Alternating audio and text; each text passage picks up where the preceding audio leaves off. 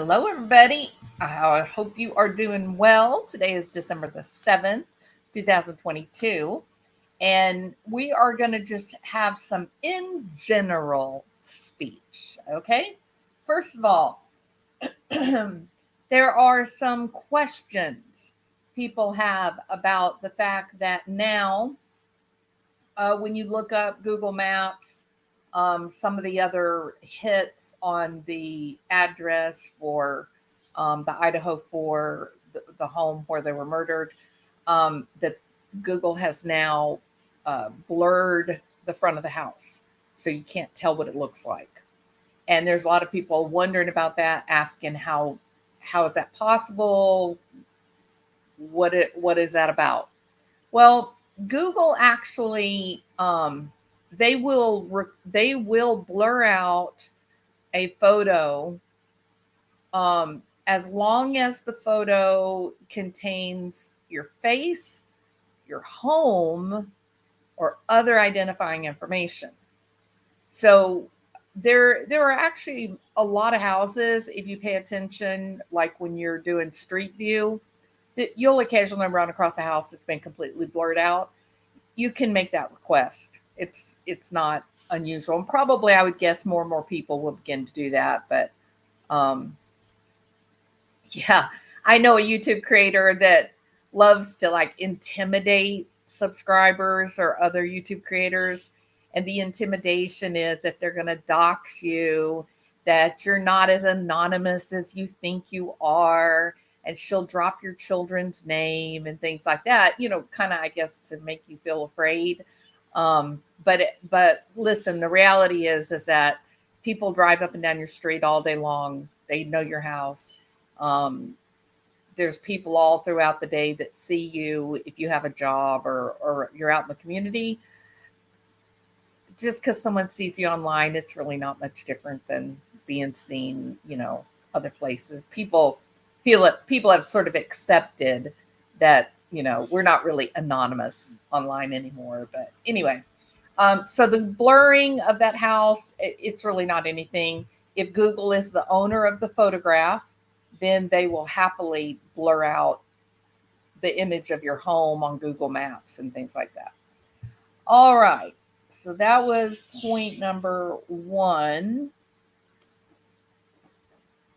And point number two, well, first of all, let me say hello. There's a lot of people live right now.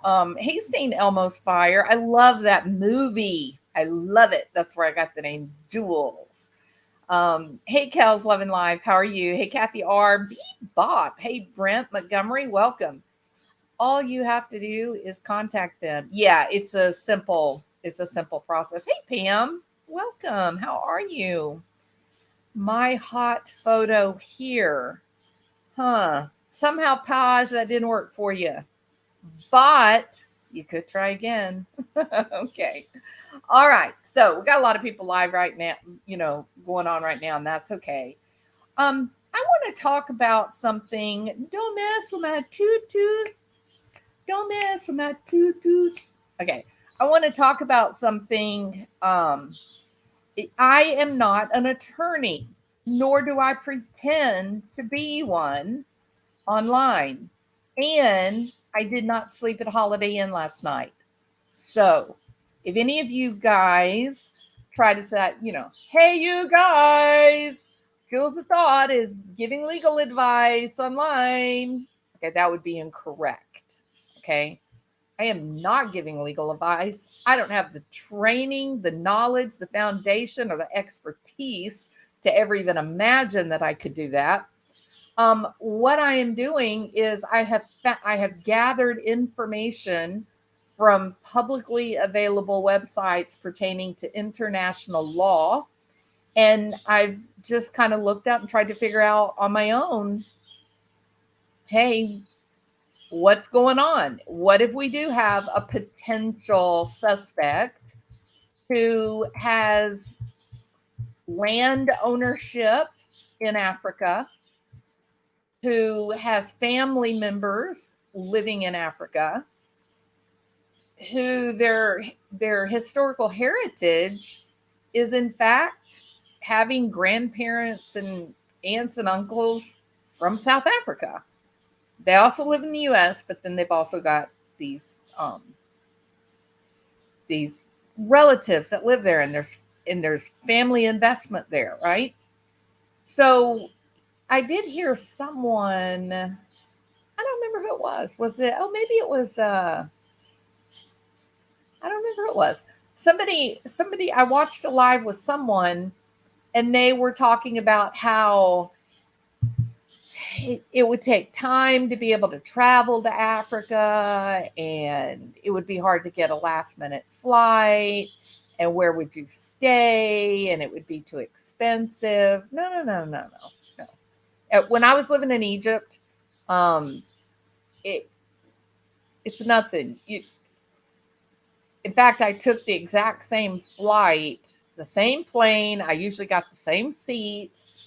Um, I knew the flight schedules. I knew the stewardesses and the pilots that were working. If you have family that live over there, you have a home. You're regularly going over there to hunt or vacation or visit family.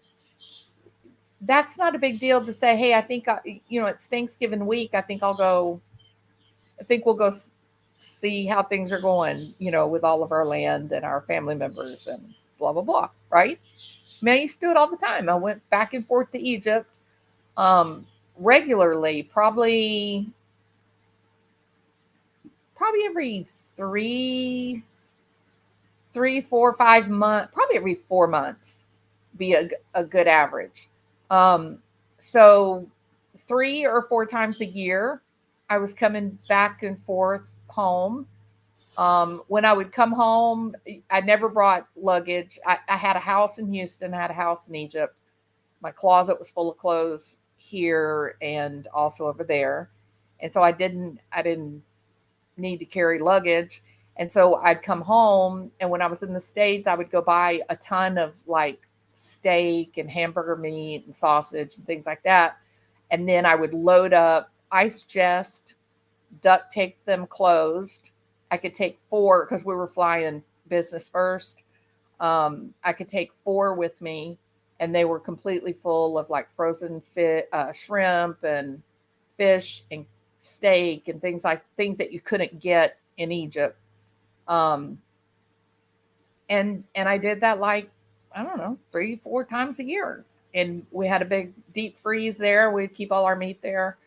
Um, no, it's easy to travel when you get to know the route that you're traveling, and they weren't just visiting in Africa. They weren't staying in a hotel. This is partially home. Like if your family lives in Connecticut and you go up to Connecticut for Christmas. It's kind of like what it is. So it's not a big deal. So I was looking at this whole idea of extradition. Now, are we putting the cart before the horse? Well, yeah, because there's no the person didn't give any DNA. The cops haven't named him as a person of interest. You've got I've got 2 other guys that I think are just as likely to be implicated. Um, I'm just kind of following the facts that have come out. I'm just kind of watching the facts, discounting the things that are strange, hyperbole, or I don't know, wild speculation, I guess. Trying to keep the facts straight, and then asking where could this go? Like what? Um, right now, there are a lot of people saying, well, he was whisked away under cover of night to Africa without giving a DNA sample after the cops asked for everybody in this particular area to contribute a DNA sample. And now that he's in Africa, he'll never again will he ever give his DNA, right? Well, what if they just went for Thanksgiving? What if this is the norm for the family to go there over the holidays? Okay, so let's try not to get all freaked out. It could have been just a planned, expected trip that they do every year. And That's it. It's not a big deal. And he'll eventually come back and go back to class, right? So I was following that in my own mind. I'm talking about. I was following that and I was thinking, where could this lead? Right? Like people are saying he's never coming back. He's in hiding. The very fact that he ran away to Africa means that he did it. No, it doesn't. It doesn't because I've already told you, um, he, they they have family that are from South Africa that live there and have family land there. It was not unusual for him to make this trip to Africa. So, all that being said, um, what are the possibilities? Well, I think the most likely possibility is this was a planned trip for just holiday stuff, right? Family stuff. And eventually, then they'll all be back like normal. Um, he it, it's most likely he's not involved. And if he's not involved when he gets back, his family attorneys will advise him on whether or not he should give a DNA sample. If he is not involved, why would he care? Go ahead and give a day. We leave our DNA everywhere we walk every day, y'all. Everything we're doing, we're touching things.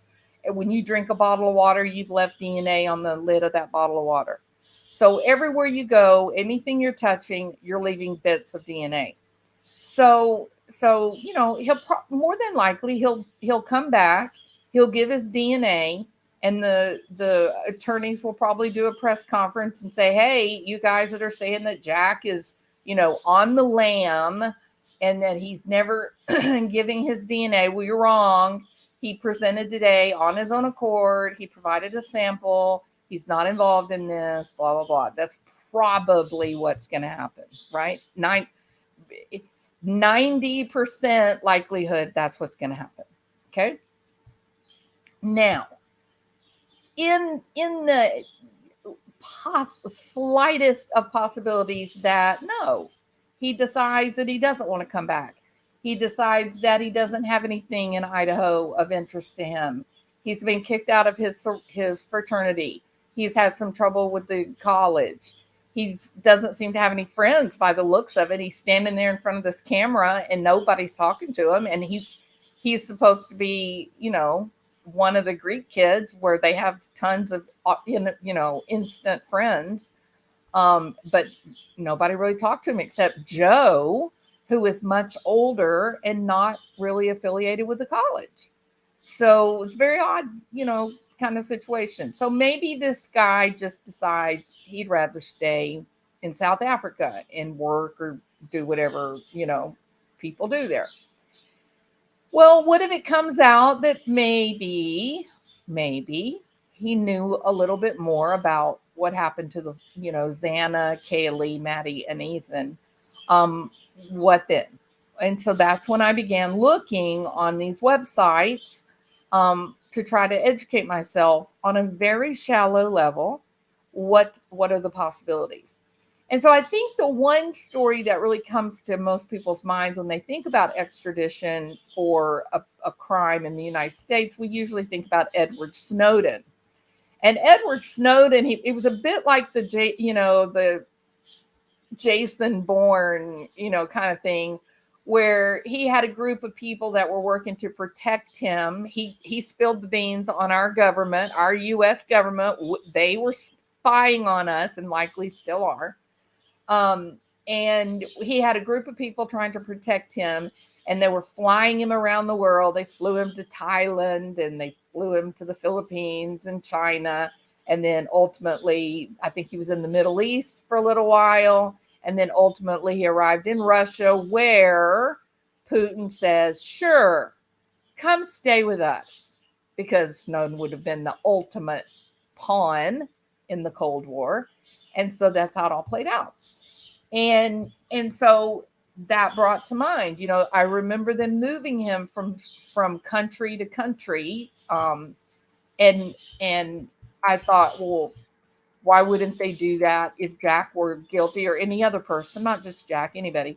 If you were guilty, if you were accused of, let's say, a heinous murder in California or Connecticut or Delaware, Um, what would happen if you try, is it really easy? You know, they used to say, we'll go across the border to Mexico and then we'll be safe. You know, that was back during the Wyatt Earp days, right? All you had to do is get across the border to Mexico. Well, those days have changed. We now live on a global community. Fewer and fewer lines are being respected between countries, and they want us to all be one big happy family. It's very interesting, since they've decided to ignore borders. Does seem like there's a lot more animosity among countries, but that's another video. And so I was wondering, what happens?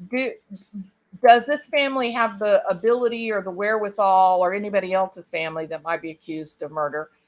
Do they have the wherewithal to, plane hop from country to country like Tom Hanks, in Demons and whatever that movie was? The truth is that we now are a global community, and so among different countries, there are legal mechanisms that are signed that they call extradition treaties. And so these are agreements that one country will tell another, hey, we are political friends, and therefore we won't give safe haven to your criminals. If your criminals abandon the United States and try to run away from the long arm of the law, and they land in France, we should say, then France is all too happy to send our criminals back home to us. They won't give them safe haven. Okay.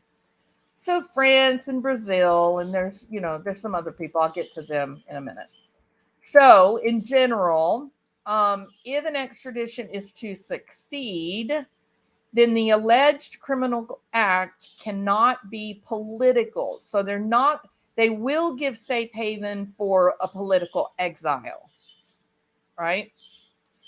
But if it's not political in nature, if it's like a violent crime or whatever, then the burden is that in each of the countries, in each of the jurisdictions, and let's say the example is, I'm just going to say Egypt and the United States. In order for Egypt to fulfill this extradition treaty, then the crime that this criminal has committed or alleged to have committed, it has to be a crime in both countries. It has to be identified as a crime in Egypt, and it also must be a crime in the United States. If that holds true, and the crime is not one of a political nature, then the extradition treaty agreements will stand. They will hold true. Now, there is one get out of jail card free, and here it is. The extradition treaties are not enforceable if the suspect is in danger of being tortured or receiving the death penalty. Okay? So in the United States, we do have some states that still have the death penalty, correct? And I do believe that Idaho is one of them. So let's say that we had a suspect who decides to run away. They're the ones that hurt the kids, and they run away to Brazil. And then the Brazilian cops, they hunt them down, and they find the woman that killed the Idaho 4. And then they start extradition proceedings. And then Brazil says, oh, wait a minute. Idaho's got the death penalty. We don't have to abide by the extradition treaty because the death penalty is on the table. Well, in that case, then, according to what my own understanding is from what I've read, not that I think I'm a attorney or I'm giving legal advice. Please do not. I have zero legal information or education at all. That's just me reading. Okay. So at that point, then they can give Idaho the opportunity to legally, in the extradition agreement, say, we want to take the proposed killer, the alleged killer, we want to extradite them and bring them back to Idaho to stand trial for the murders of these 4 young people. And we agree that we will not pursue the death penalty. If that is the case, then the extradition treaty, the agreement can go forward. So just because Idaho is a death penalty state, they still have an opportunity to go through an extradition process. They just have to make a legal agreement with the country of origin that they will not torture the suspect, and they will not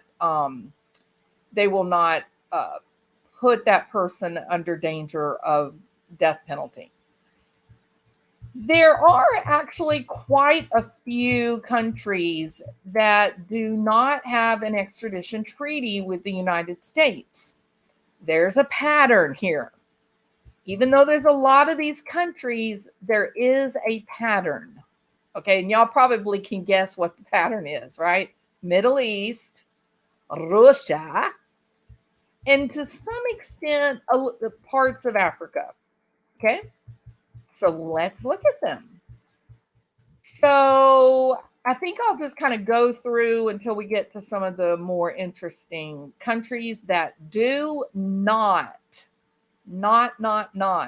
have an extradition treaty. In other words, these are places that a murderer could try to escape to, blend in, and maybe get away with murder. Okay? Iran. Okay? So yes, Iran, no extradition treaty with the United States. However, there have been deals made.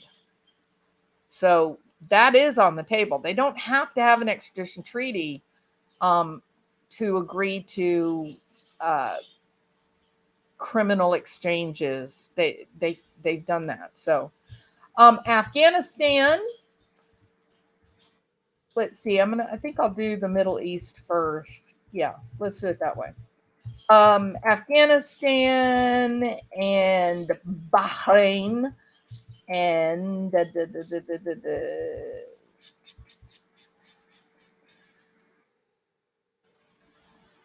Cuba,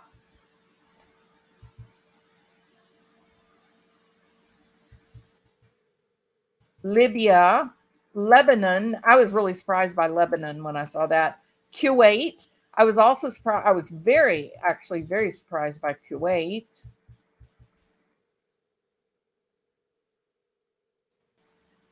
Oman, which is right there on the border. Qatar, Saudi Arabia.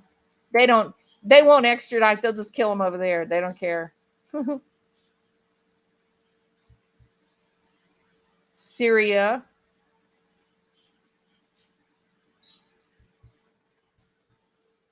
Ukraine, interestingly enough. Okay.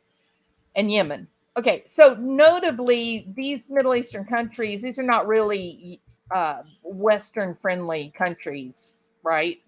They're pretty hardline countries all by themselves. Now, there is Bangladesh, Bhutan, Brunei, Burundi, Cambodia, Cameroon, China,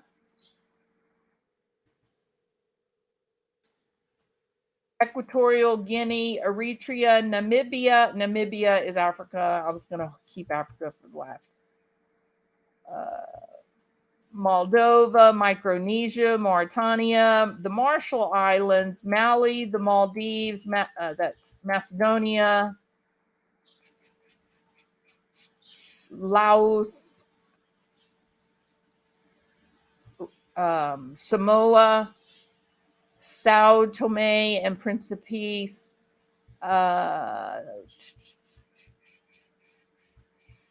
Taiwan, Togo, Tunisia. Oh, that's Africa.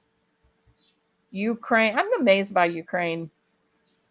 United Arab Emirates, Uzbekistan, the Vatican, Vietnam, Yemen, and then the former Russian states, Armenia.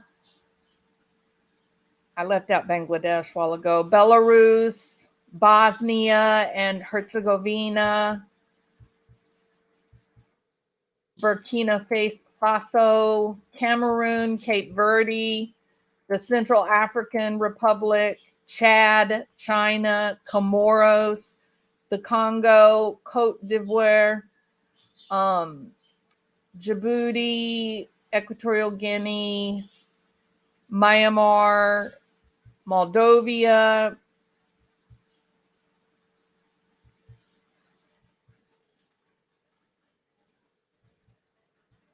Kosovo, Kazakhstan, Indonesia, Guinea-Bissau, Guinea, Gabon, Ethiopia, Nepal, Niger, North Korea. Oh, I did Oman, Russia, Samoa, Rwanda, Senegal. I did Serbia, Somalia, Sudan, Tunisia, Uganda, Uzbekistan. Yeah. So that you see the pattern, right? It's basically a lot of the smaller countries that are associated with the BRICS nations. So the former Russian states are not very friendly with us. The Middle East, it's not very friendly with us. And then a lot of the African countries, not too friendly. There are some. Notice Nigeria. Nigeria's got an extradition treaty. Egypt has an extradition treaty. So there are countries in Africa to be, um, that they do have that extradition treaty. But again, there's plenty of these countries that will do a deal with the U.S. So it's, not necessarily that it even, let's say he's in the Congo, doesn't mean that they won't do something. I mean, they'll make a trade for a couple of $100,000 easily. There are some countries who have outright refused U.S. extradition requests, and some of these are a bit surprising. Bolivia, Ecuador, Iceland, Nicaragua, Switzerland, Venezuela, and Zimbabwe. I think Switzerland is the target country here.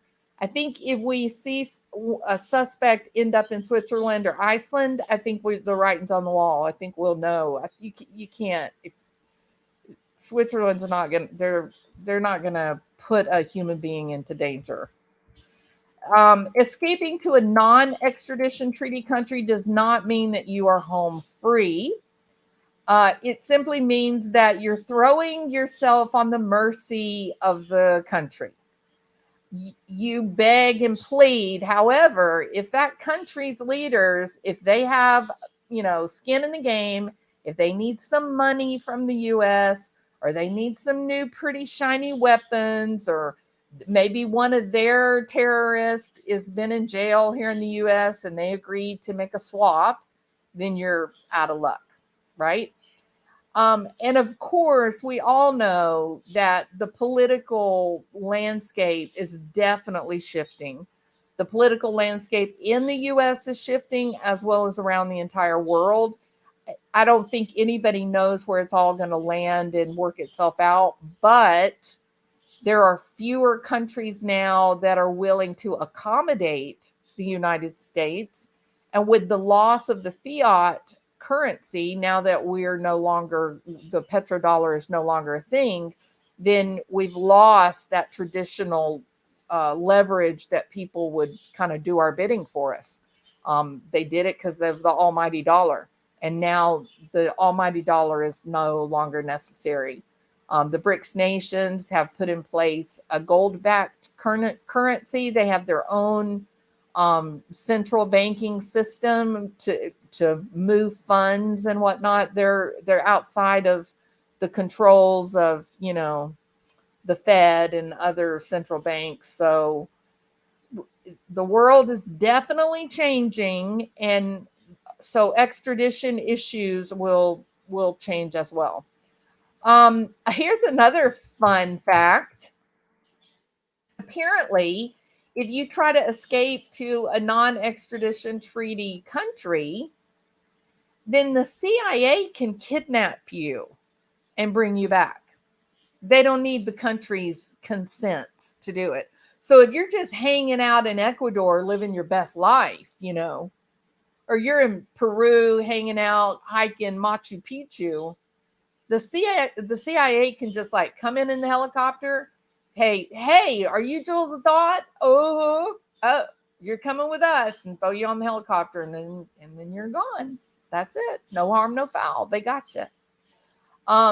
Also, apparently, there have been some people that the U.S. government really wanted to bring them back to the U.S., but they couldn't get it in order, and they just sort of got attacked by something from the air, like a drone, and got shot and killed in the streets of Africa. Very strange, but that can happen as well, too. Apparently, there is no shortage of ways that the U.S. government can get you if they want you bad enough, no matter where you are. So there are other ways that the U.S. government can harm you if you try to escape their laws. And one would be to cancel your passport.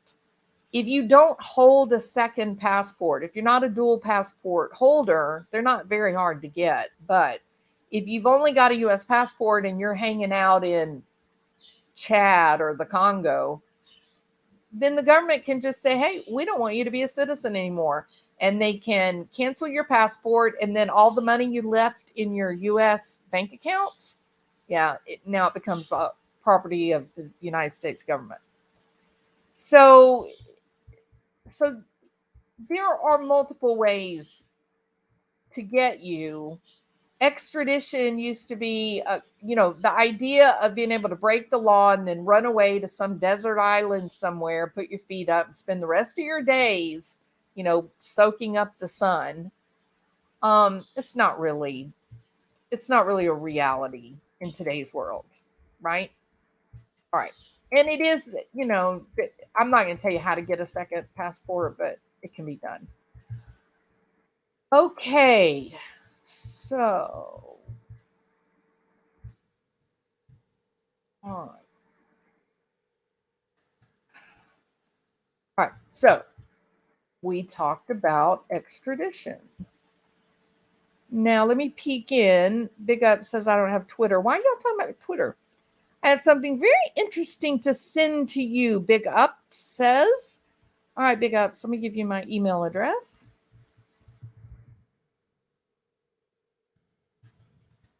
At gmail.com.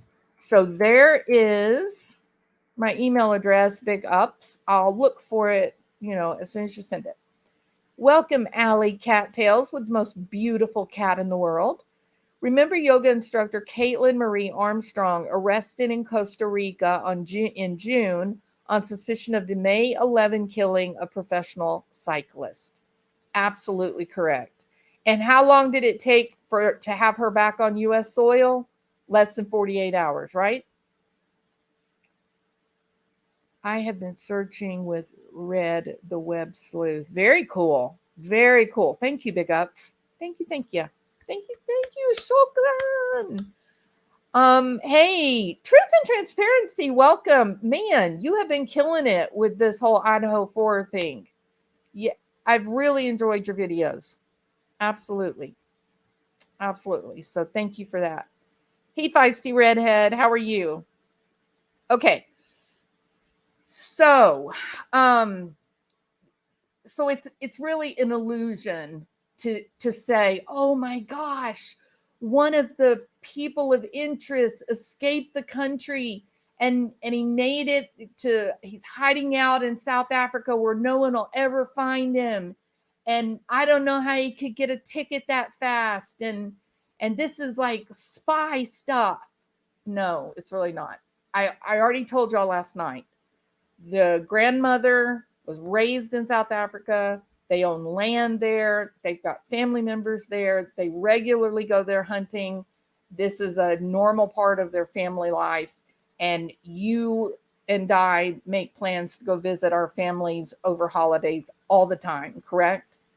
So I don't want to jump on this bandwagon of, oh my gosh, he escaped the long arm of the law. Can we bring him back? Yeah, you can get him back easily, apparently. Um, but it's not likely this is what it's being made out to be. It probably was a family plan that they were going there, right? All right. Lana's done great work on the case. She really has, hybrid. Yeah. I've enjoyed a night of lifetime Uno, checking out favorite subs at Mod at other places to show my thanks and support. Well, I'm glad to see you here. Thank you so much for dropping in. Thank you, thank you. So do you want to come up and talk for a minute? I have some questions about your belief about the Jakes and the Jacks and the Joes. We got another Jay. What was the other Jay? I can't remember him. I said that, and my son had to remind me that he could just be visiting family. Yeah, he is likely visiting family. That's true. Hey, Truth Seeker. I'm sure it was already planned. People tend to jump to conclusions. Sure, absolutely, Truth. Yep. 83 in chat, but 13 thumbs up. Yes, it's my greatest failure, hybrid. Jeremy. Thank you, Allie. Thank you so much. Thank you.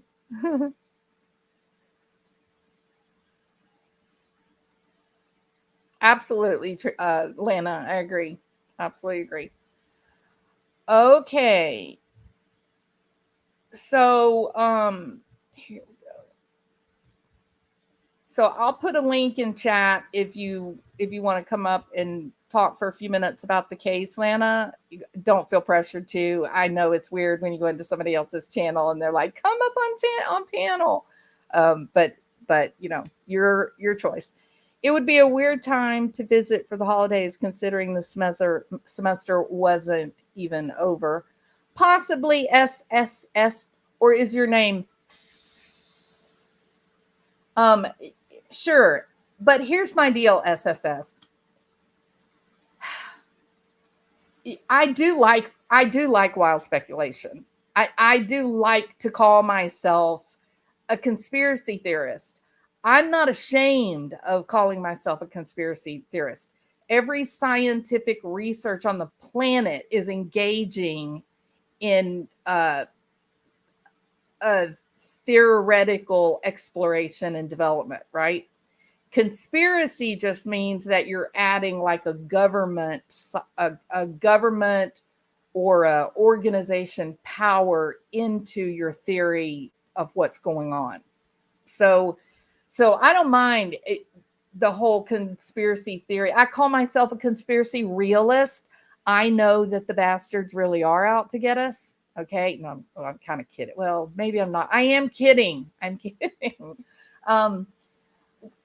But I think at this point we would be foolish to believe that the government and the central banks are really being very manipulative with the economy and with jobs and culture, and it's no longer organic growth. It's no longer education. We are failing. This country is falling dramatically behind because our education institutions have become the battleground in the culture wars, and other countries are really pushing the STEM topics, science, mathematics, and we're falling behind.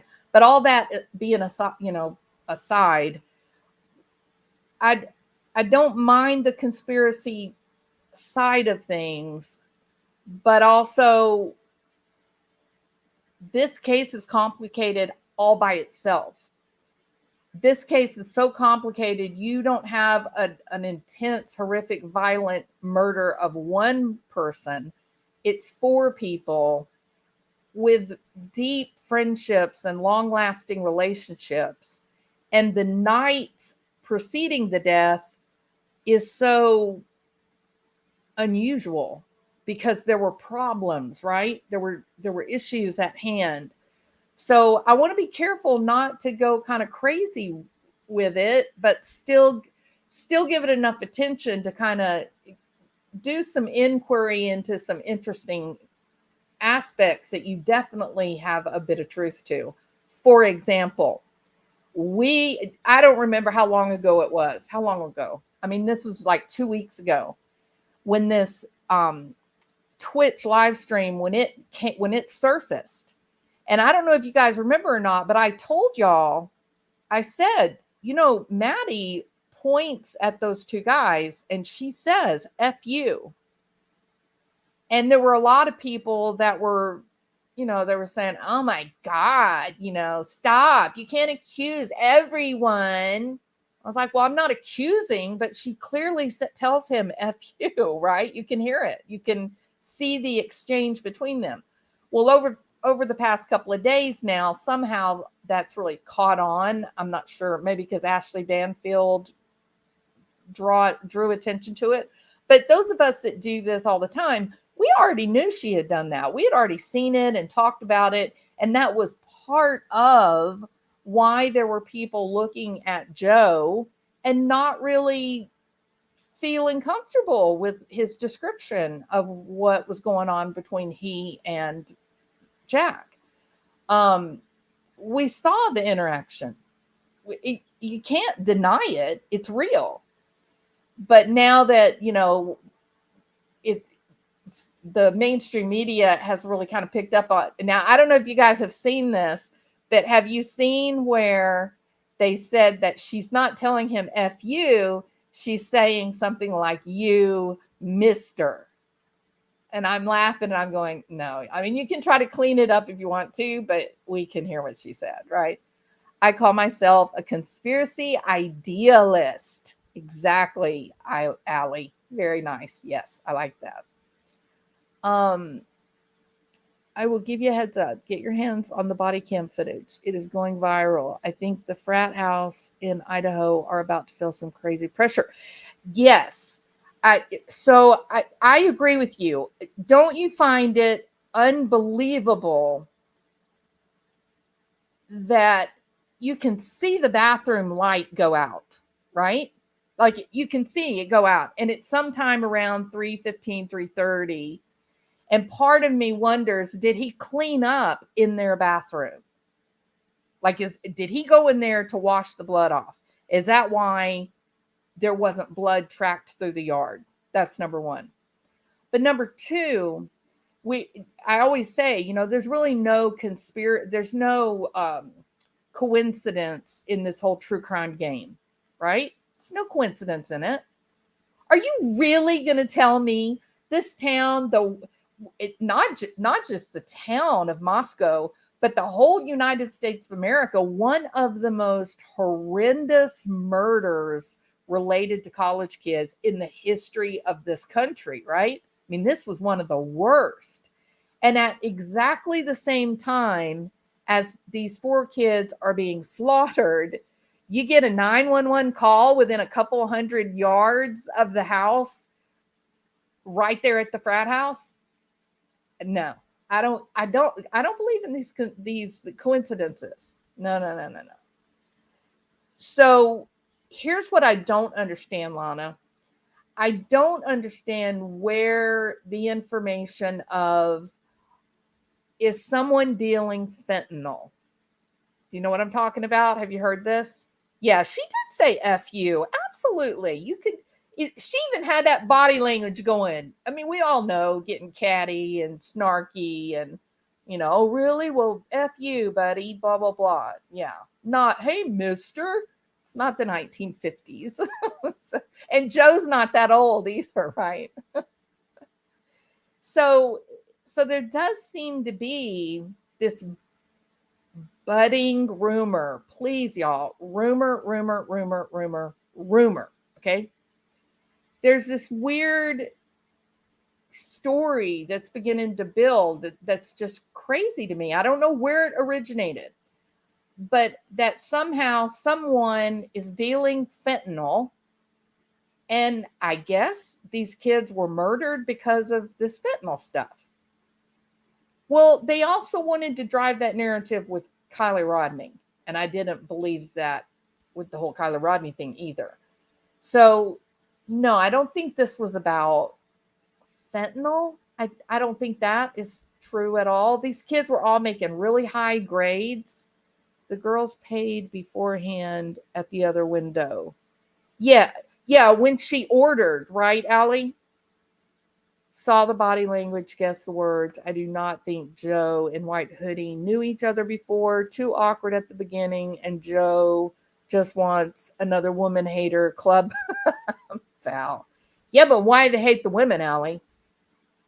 Let's think. Elliot Rogers. Yeah, why are they hating the women? No, I think they know each other. I think their body, to me, watching them, they seem really comfortable together. We now know that they were, in fact, hanging out together at the club. So, in a sense, even though Joe kind of suggested that they met right there, it that wasn't exactly true either, right? So,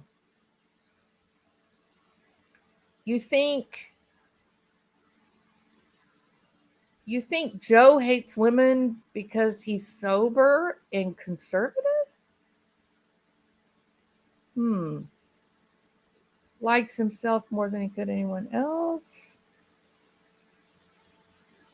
I don't know that big ups. And he's locked down his social media. I would have locked mine down too. Don't get me wrong. No judgment here. Moscow has an infamous Christ church. I saw that hybrid. The guy is kind of nuts, isn't he? He says that God God made the man to be the leader, and that the women can exercise control by choosing the man that she is going to be submissive to. Did I get that right, hybrid? It's a little bit creepy. Little bit creepy. How do you spell his legal name? Joe?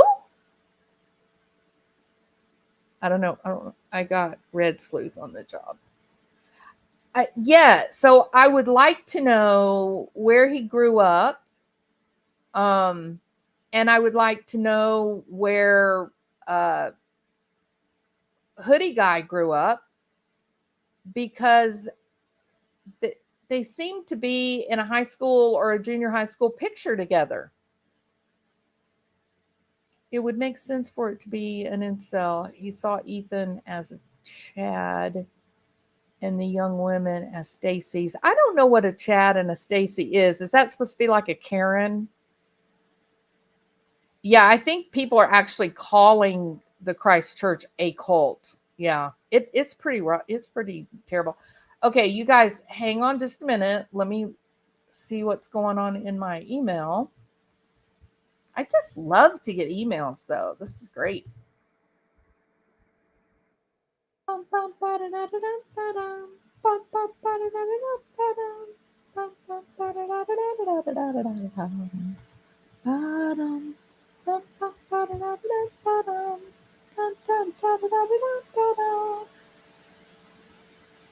Okay, searching the Hyundai Elantra. I saw where they were looking for the car.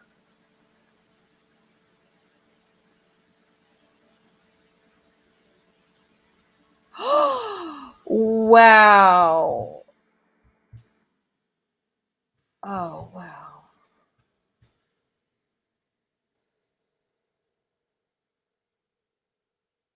Oh, and listen. So apparently Jack worked for Flatbread Neapolitan Pizzeria. What was it that the Reverend Donna Serafina said? Mhm. Question, big ups. Hold on. Big ups. Can I talk about this that you sent to me?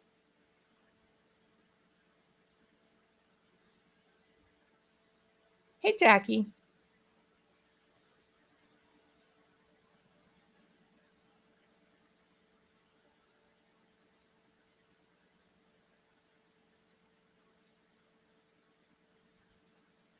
It's okay, great. Okay, thank you, thank you. All right, people. Everybody say thank you, big ups. Come on. Hashtag thank you, big ups. I'm not going to show it until y'all hashtag thank you, big ups. Come on.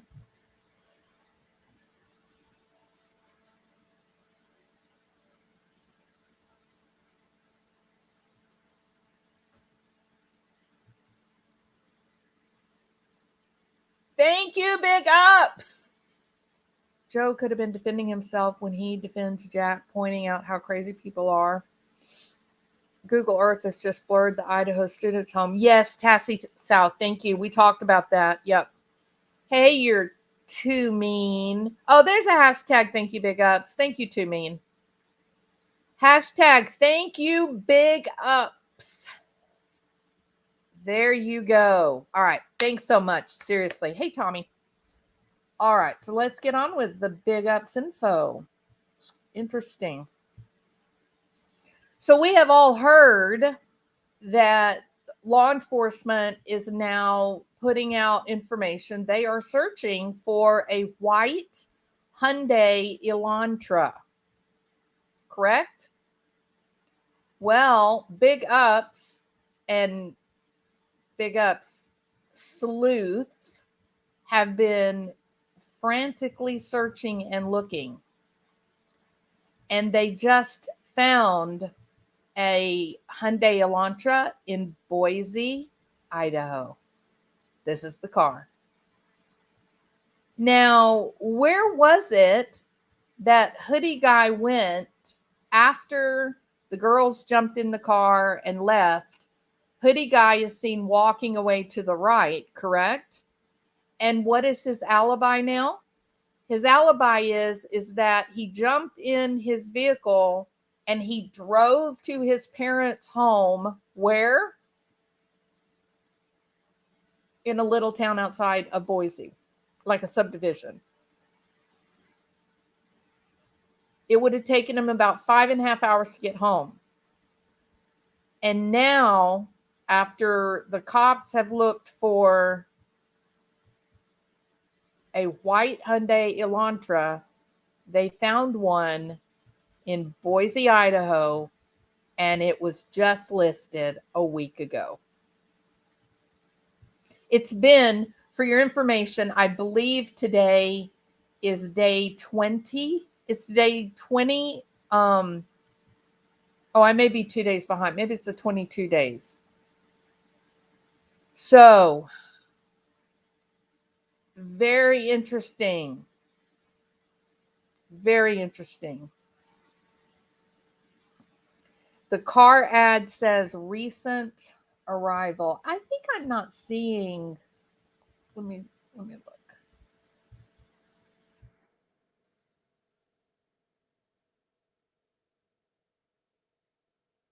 Send the seller a message. Should we see if this car is still available?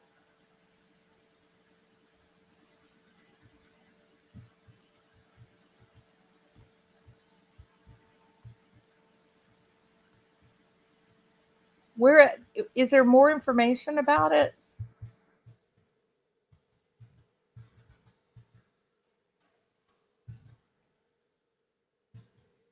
It's a pretty little car.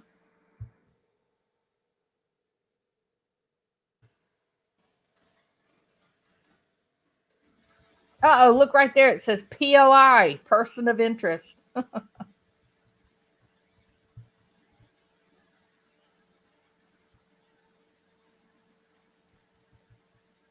Goddard. Goddard Street. Goddard. Isn't that near where the mom and dad live?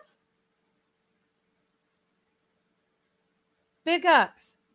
That is the address for the parents, isn't it? Isn't it Goddard?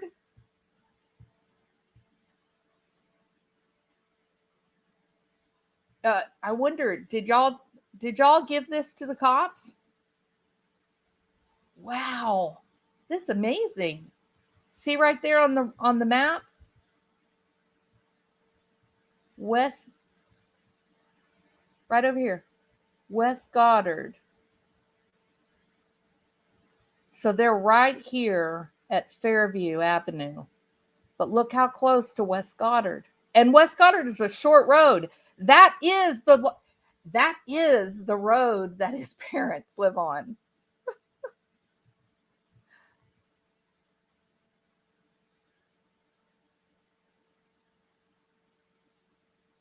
Thank you, Redhead. Wow, y'all, you and Big Ups, y'all are amazing, Redhead. Y'all are amazing. I think. Let me pull up my.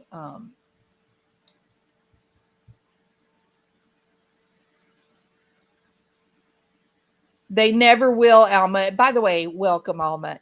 Alma, it's so great to see you. I miss you. Um, they never will give online sleuths in for credit. They never will do that. They don't like it. They didn't like what happened with Gabby Petito. Um, you remember in the movie, the documentary "Don't F with Cats." Those that group of people, they were in search of a sicko who was torturing little kittens online, and then through the sleuthing that they did, they noticed a pattern with the murders that were being done at the hands of a serial killer in Toronto. Um, and they kept going to the cops and saying, "Hey, you need to go check this guy out. He keeps popping up everywhere we end up with, dead body parts. He's also torturing animals live online. You need to do something." And they refused for a long time, calling the internet sleuths weirdos and, creeps and whatnot. Um,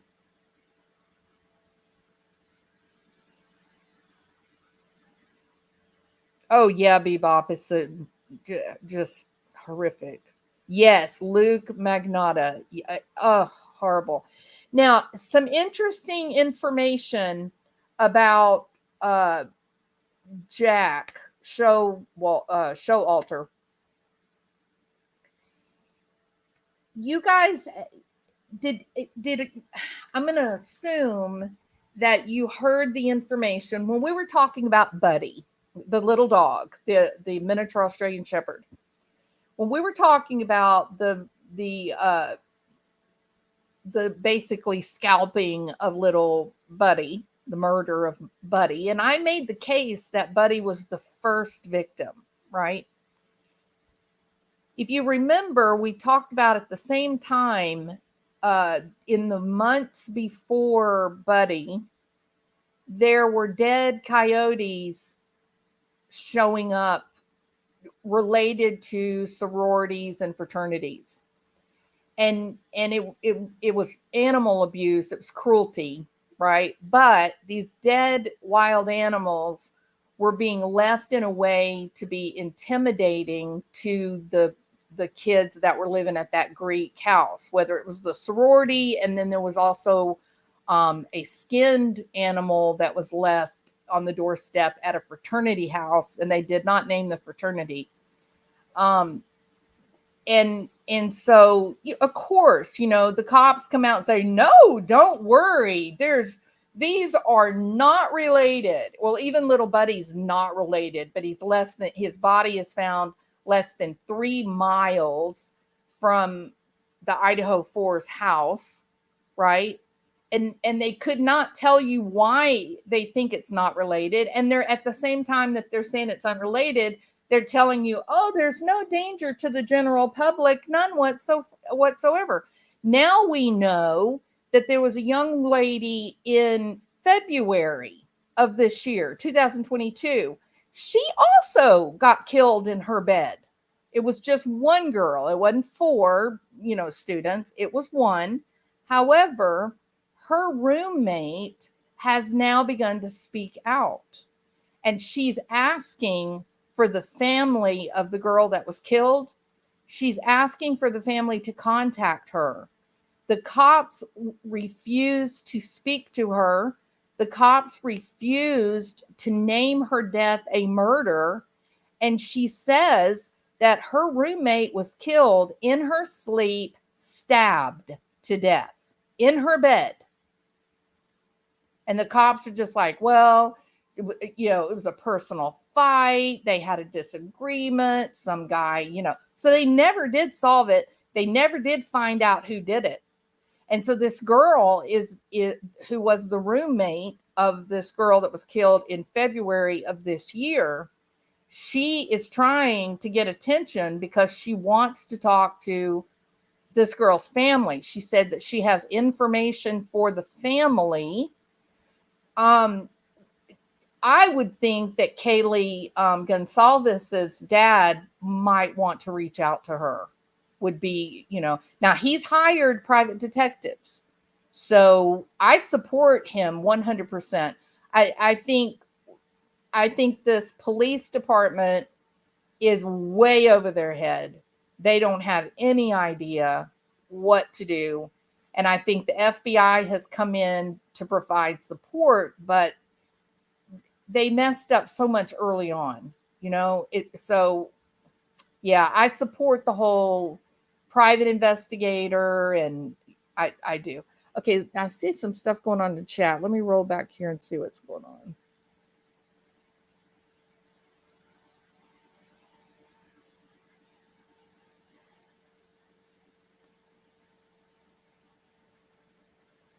Okay, so do y'all see?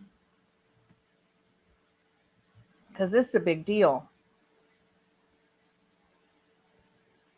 You see this road, West Goddard, right here? The location of the car is right here on West Fairview Avenue.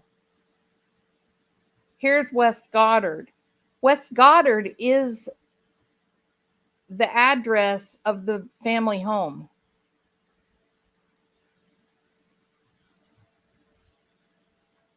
The cops really need to know about this.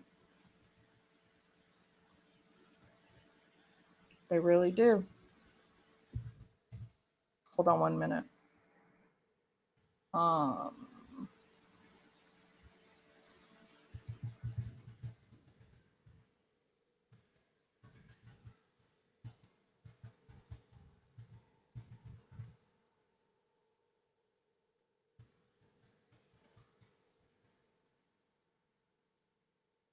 If I pull up,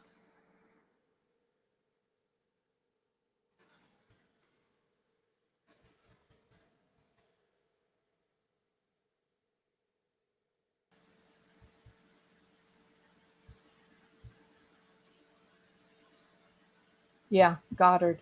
That's it.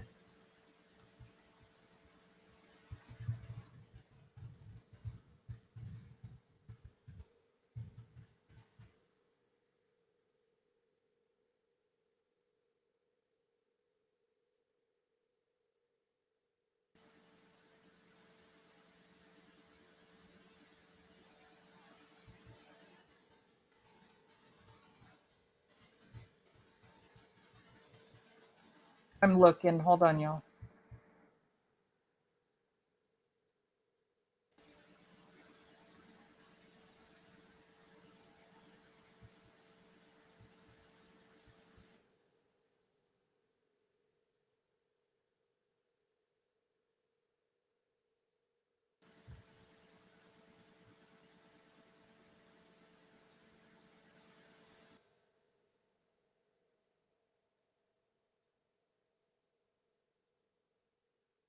All right. So very interesting. Thank you, Big Ups. That's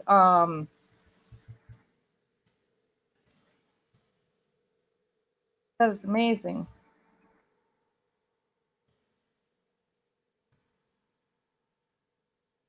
I was gonna see if there was anything on Twitter. All right. So the press release, I can share that with you. Hold on 1 minute. This is a big deal, Big Ups. This is very, very good. Thank you and Redhead. Y'all are awesome. Awesome. Okay. So let's do Twitter. And here is the press release. And this is discussing the white Hyundai Elantra. Okay. Detectives are interested in speaking with the occupants of a white 2011 to 2013 Hyundai Elantra. Listen, the car that we were just looking at, that Big Ups and Feisty Redhead showed to us, that was a 2012. Tips and leads have led investigators to look for additional information about a vehicle being in the immediate area of the King Street residence during the early morning hours of November the 13th. Investigators believe the occupants of this vehicle may have critical information to share regarding the case. If you know of or own a vehicle matching this description, or you know of anyone who may have been driving this vehicle on the days preceding or the day of the murders, please forward that information to the tip line. And then the tip line information is 208-883-7180. Or you can email to the address tipline@ci.moscow.id.us. Your information, whether you believe it's significant or not, may be the piece of the puzzle that helps investigators solve these murders. The photos below are stock photos and not the actual vehicle. All right, there you go. How is it that nobody seems to know where Ethan and Xana were after 9 p.m.? She spoke to her father at midnight. The roommates downstairs got home at 1 a.m. Where were they? How could nobody know? Look, I don't find this deal with Xana and Ethan to be unusual.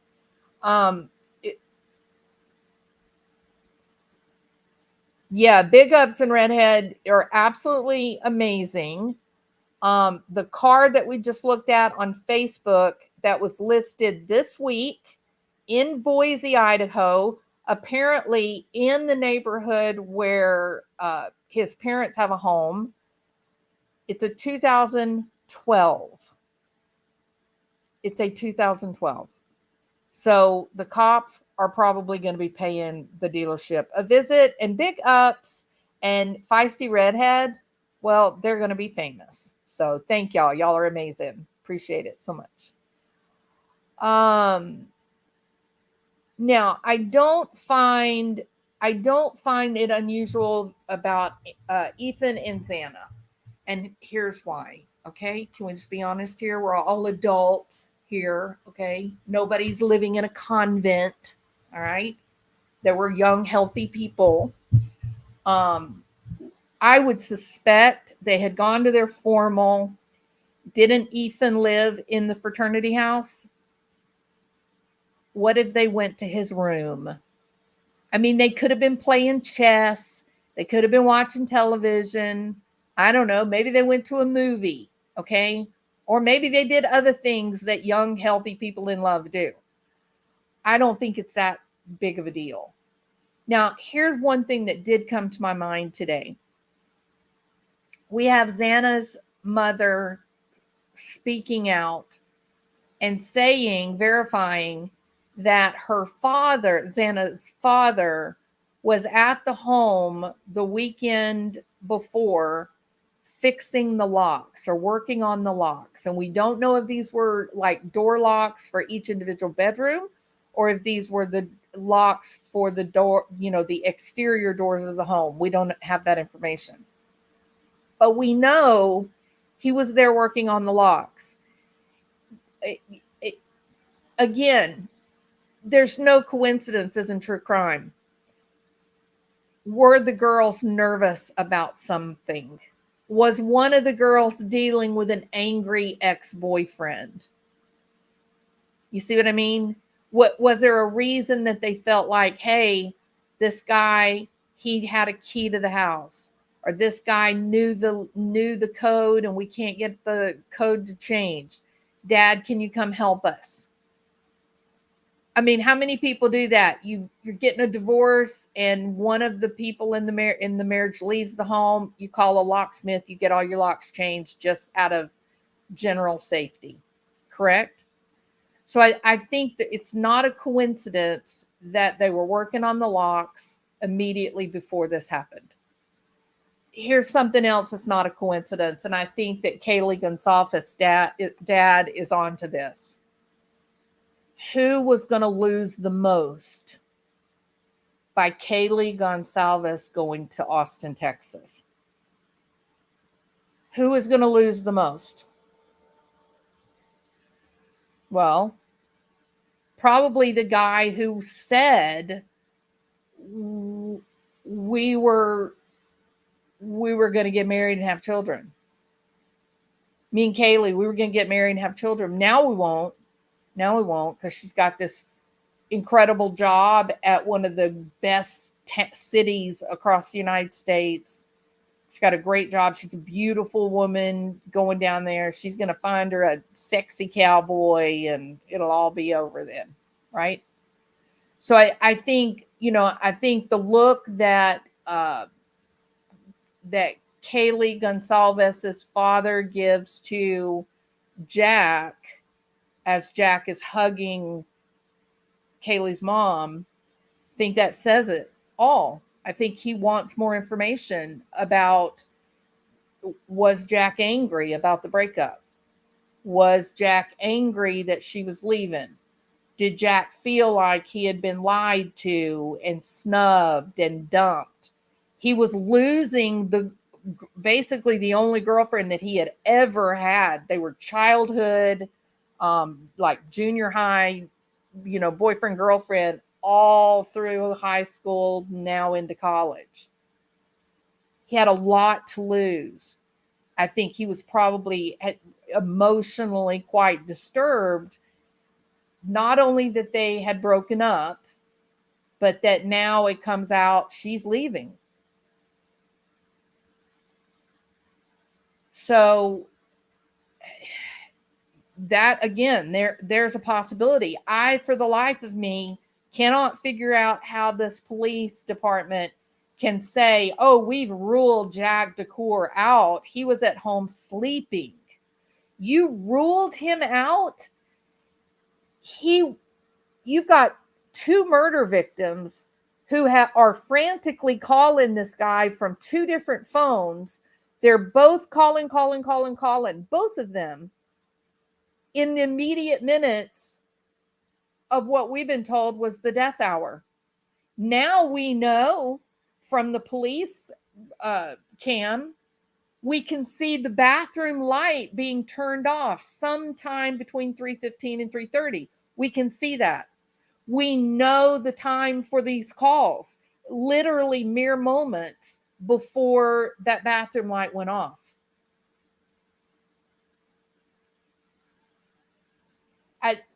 How can you rule him out when the girls were hyper focused on him just within minutes of their murder, at the same time that the cops are traipsing around out there 100 yards away from the house or so? It's a weird set of circumstances. So I think he had emotional skin in the game. He was losing a childhood love, the only girlfriend he'd ever had. He looks rough. There are photographs that I found of the 2 of them together in the months before all this happened, and he's looking rough. He doesn't look, the photographs of him in high school and early college, he looked very well, good grooming, hygiene, well kempt, and the photographs just within the last couple of months, no, he looked really bad. So I think he was in a lot of grief. And he wouldn't be the first guy that panicked because he was losing his love and maybe acted out in a way that wasn't right. Right? There are multiple persons of interest, y'all. That I can't, it's, how in the world do you rule somebody out whose alibi is, I sleeping? My phone proves that I was asleep. The fact that it rang and it rang and it rang and I never answered it, that's my proof that I was deep in sleep. No, it's not the proof that you were deep in sleep. Maybe you left the phone in your room as you ventured out for a little fresh air and you were overcome with a compulsion to see Maddie. Kaylee. And things went bad.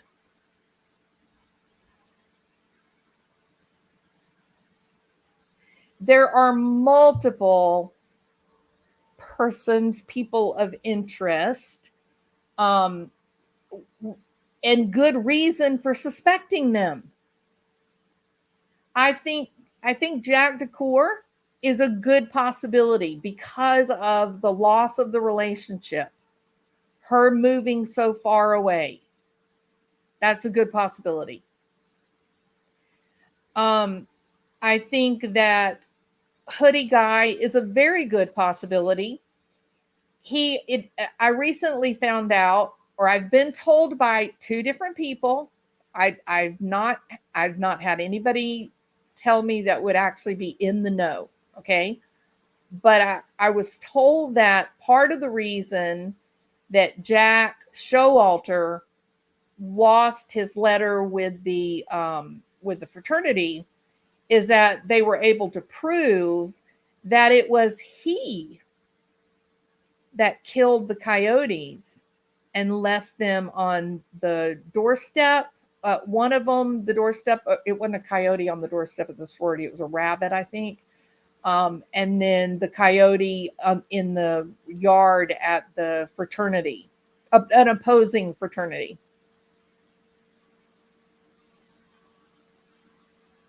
Never discount animal mutilations, y'all. Never. And the reason that you don't want to ever discount animal mutilations is this. Animals provoke a nurturing response from people, right? You find an old guy, like, show me a guy 55 years or older, the testosterone is waning, right? Show me an old guy and I'll show you a guy that's got a little frou-frou dog sitting around riding in the truck with him.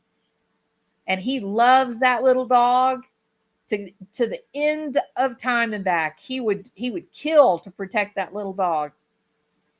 That is a common thing to interaction to happen. Animals bring out in each of us the same exact experience that we have for caring for children. If you agree with me, put a 1. If you see an animal or you're with a friend and they've got their little dog or cat, don't you smile at it. Even if you're not really an animal lover, they're fun to watch. They're interesting. They provoke a sense of love, right? They provoke a sense of connection. You want to protect the animal. You want to nurture, give it treats, scratch its ears, correct?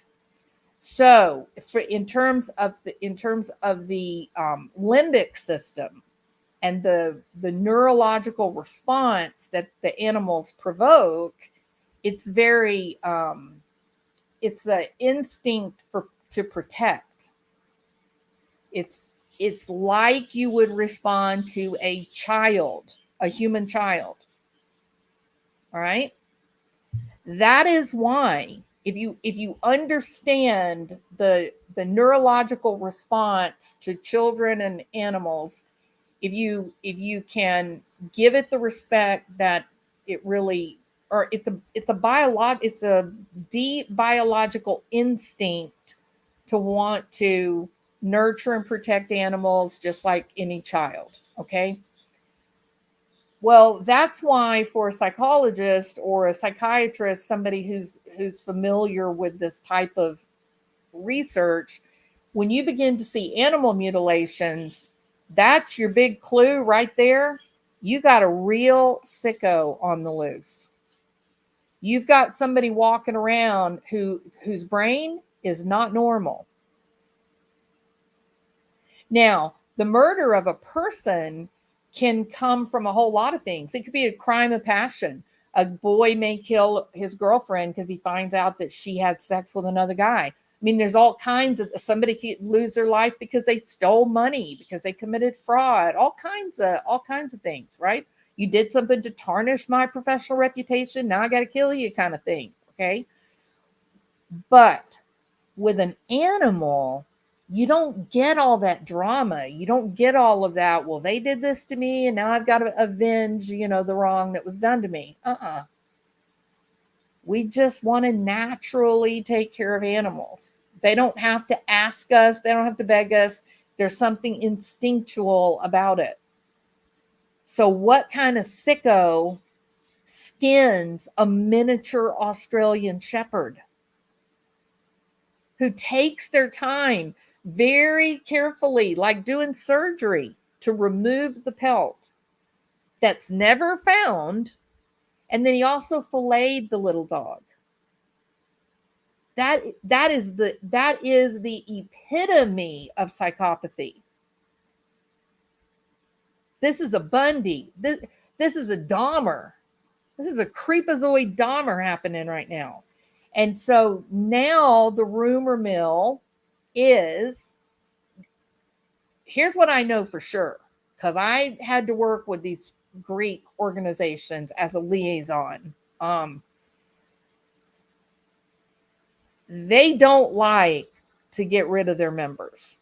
They take a long, they invest a great deal of time making a choice on which members that they want to invite into the fold.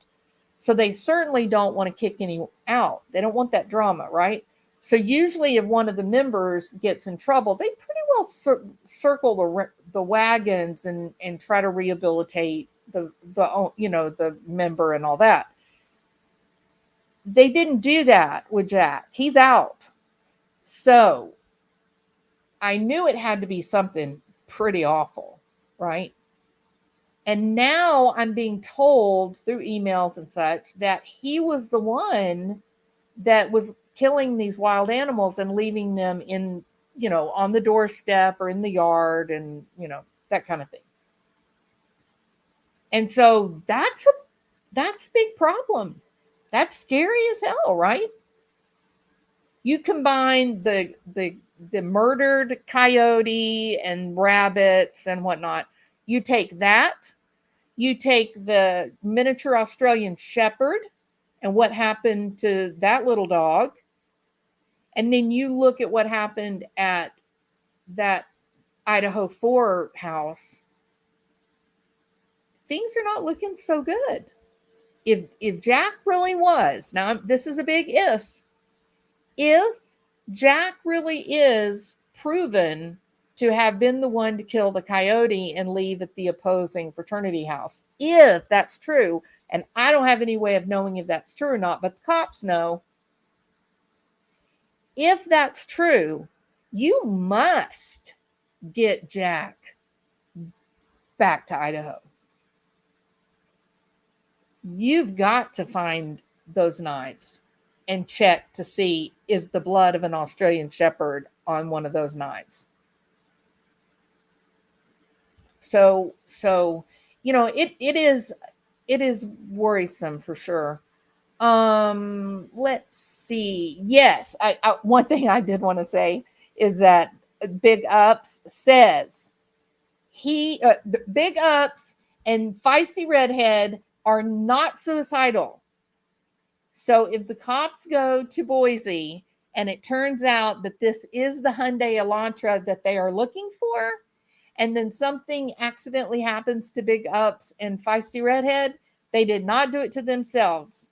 They just want us all to know that. Okay, so we got to all be ready to act. Okay, we'll be there. We got you back. Okay, we got you back. Promise. Law enforcement needs to take animal abuse much more seriously. So many murders could be avoided if the laws were better surrounding this. Yeah, it's a huge red sign. Absolutely. Hey, Laura Walker. My cat has his own teddy bear. That's so sweet. I had the same reaction when I read the theory this morning. Oh, I agree, Alma. Yeah, it's animal abuse is disgusting.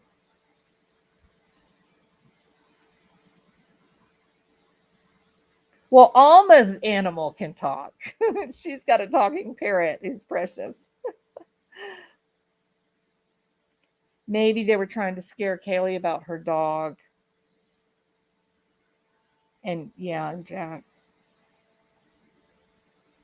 It's someone with a lot of rage. I agree, Truth Seeker.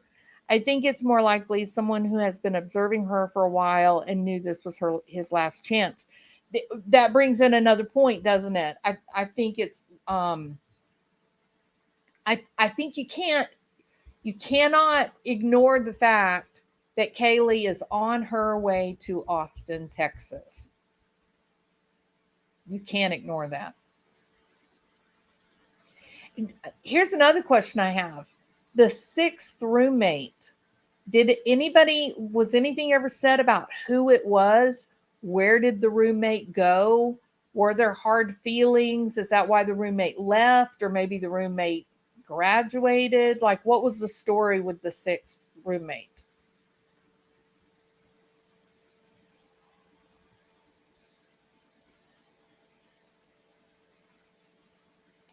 Women fear being killed by men. Men fear being laughed at by women. Very true. And we all saw on the live stream that they did shame Jack. That's true. And it does look like they shamed Joe as well. Troublemakers are what legends are made of in a frat house. They are immortalized, not kicked out. I would agree with that. The perp would have probably killed also the dog, but it was luck the dog was in a room where the crimes didn't happen. Maybe he was with the first four girls.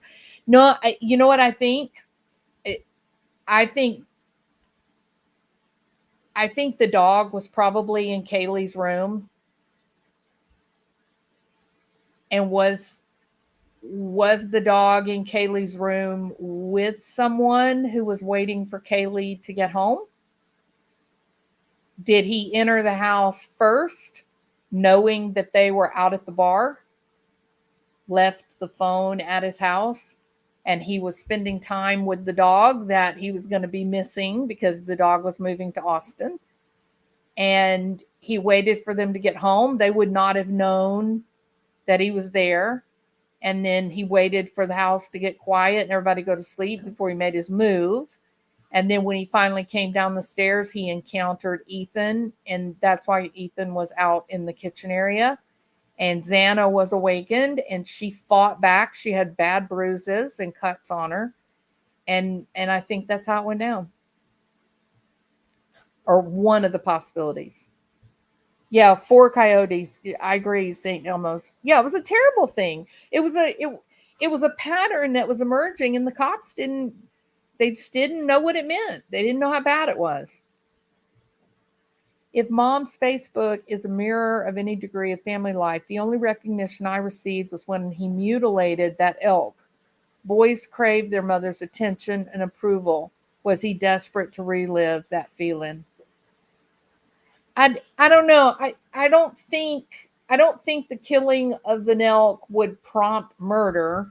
I think it would be more like it would facilitate the act of murder for someone who got angry enough to kill another person. I think people that are not hunters, they don't know, they don't really fully appreciate just how difficult it is to actually cut skin and muscle. The human body is very, very tough, and I think if you're not if you're unaware of how difficult it would be to stab someone, then it might shock you and kind of bring you back to your senses. But if you're a hunter and you're field dressing animals, you already know. You already know what to do.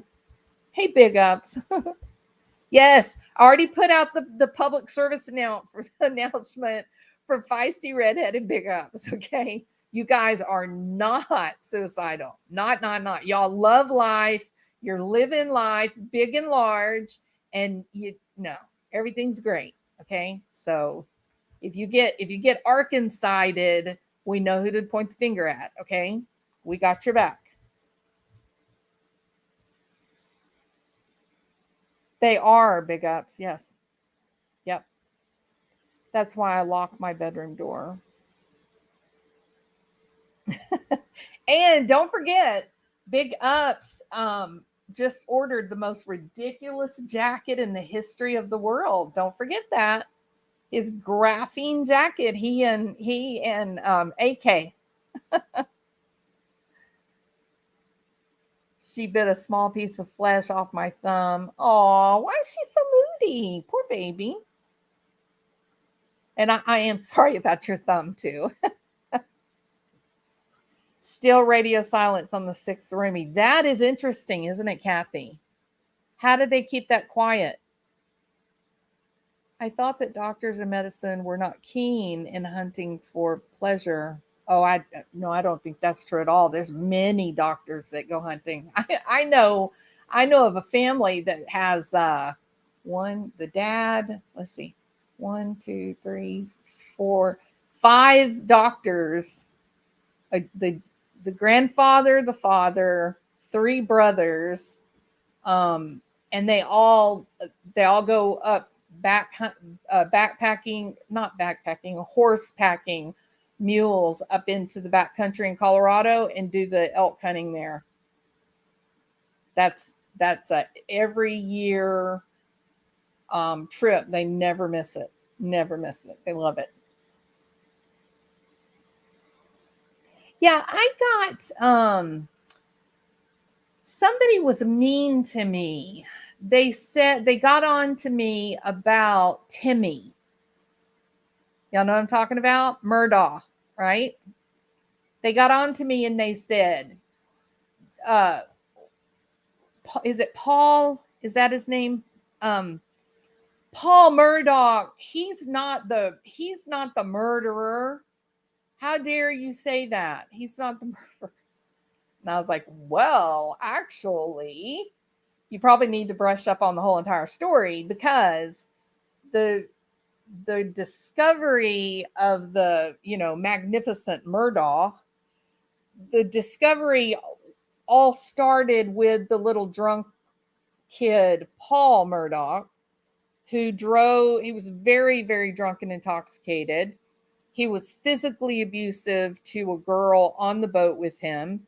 And then he wrecked the boat because he was going so fast and it was dark and he couldn't see, ran into the bridge.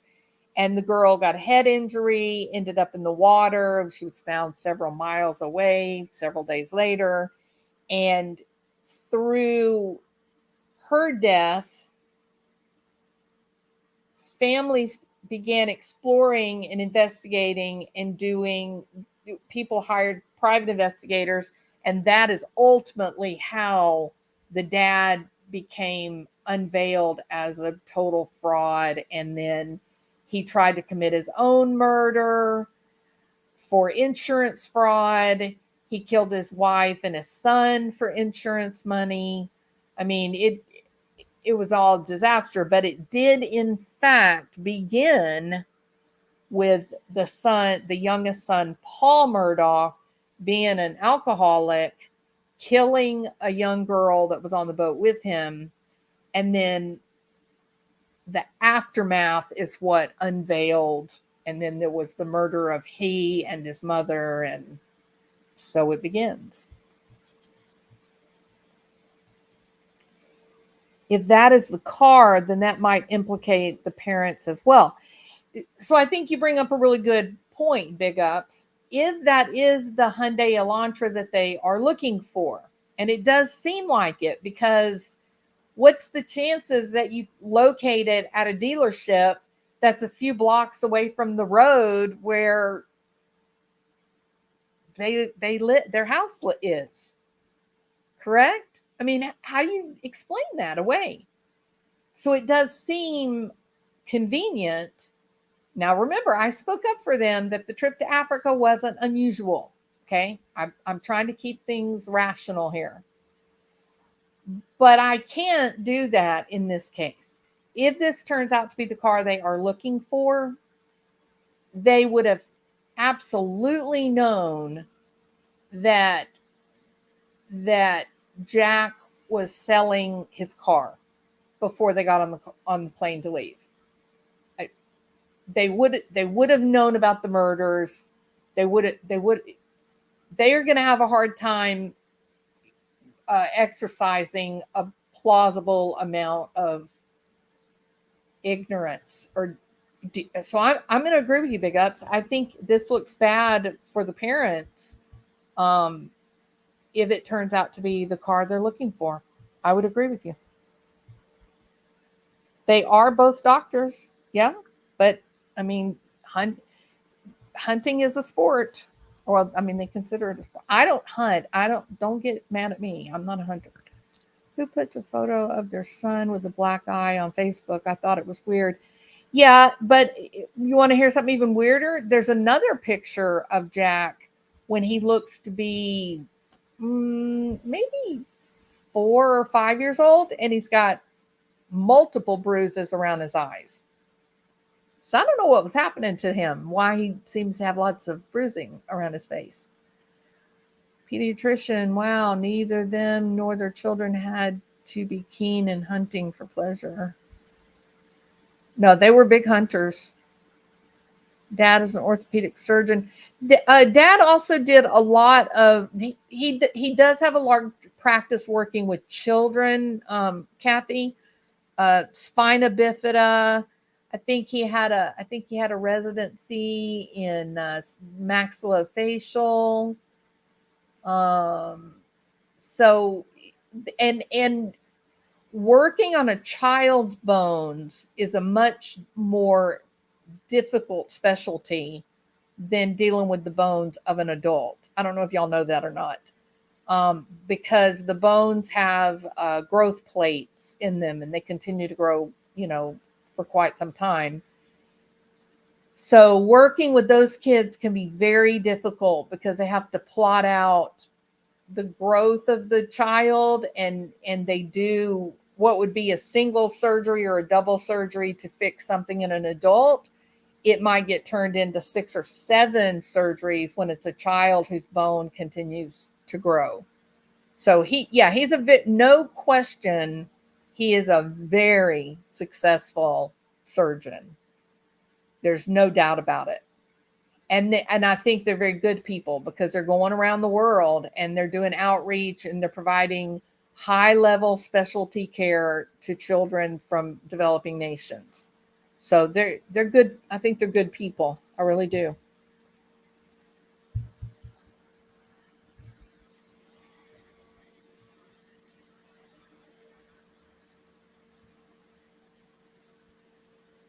When the credit card Kathy.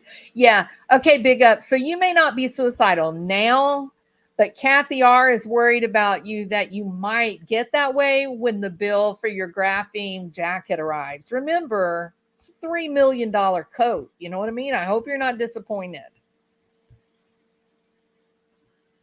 Did you pay with Bitcoin? There you go. Atta boy. Dead eyes. Eyes are to the windows of your soul. Who, Alma, who do you think has dead eyes? I'm not going to say it, but I'd be interested to know what you think.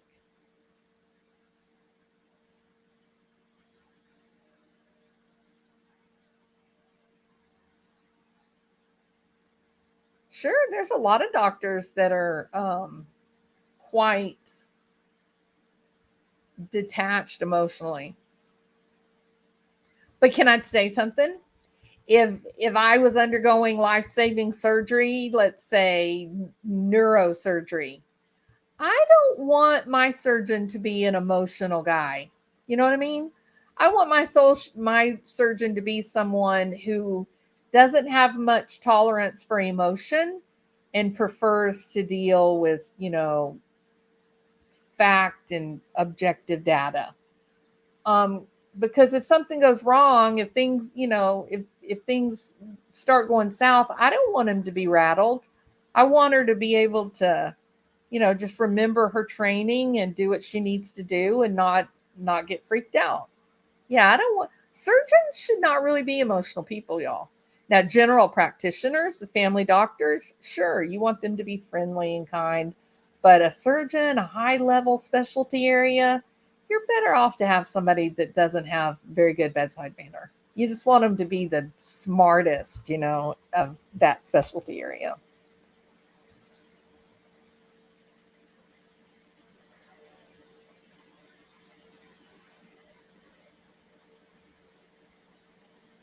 Hey, Diane H., welcome. Money, money, money, money, money. Please consider joining our channel membership. Thank you, Hybrid. There are also true crime story Fury, something with the Schwartz family, where the parents were church-going influential people and they abused their adopted kids. I don't think I saw that.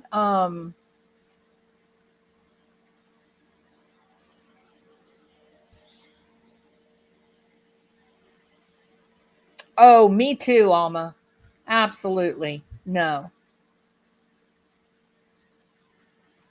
No, Mary Rose. We are not sure that they are in Kenya. Africa's a big place. A really big place.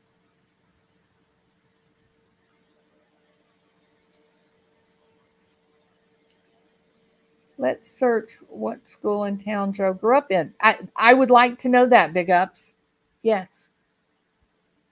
Folks with morals would turn their kid in when it's a serious, many dead, and there are indeed a risk of continuance. Yeah, so I thought about that last night when I was going to sleep. Let's just say that, and we don't know that this is true. I have multiple people I'm interested in. I think Jack Decor had motive or, or passion. Okay. There could have been a disaster. Okay. I believe that. I think that I definitely saw animosity between Joe and Maddie. I think I definitely saw that. I think that we have a girl posting saying that her roommate was killed in bed in February of this year, and the cops covered it up and refused to call it a murder.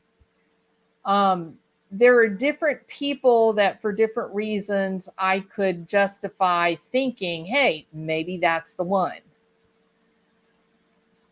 In some way, I feel incredibly uncomfortable with Jeremy Reagan. I have my own reasons, and I'm not going to voice them unless he ends up arrested.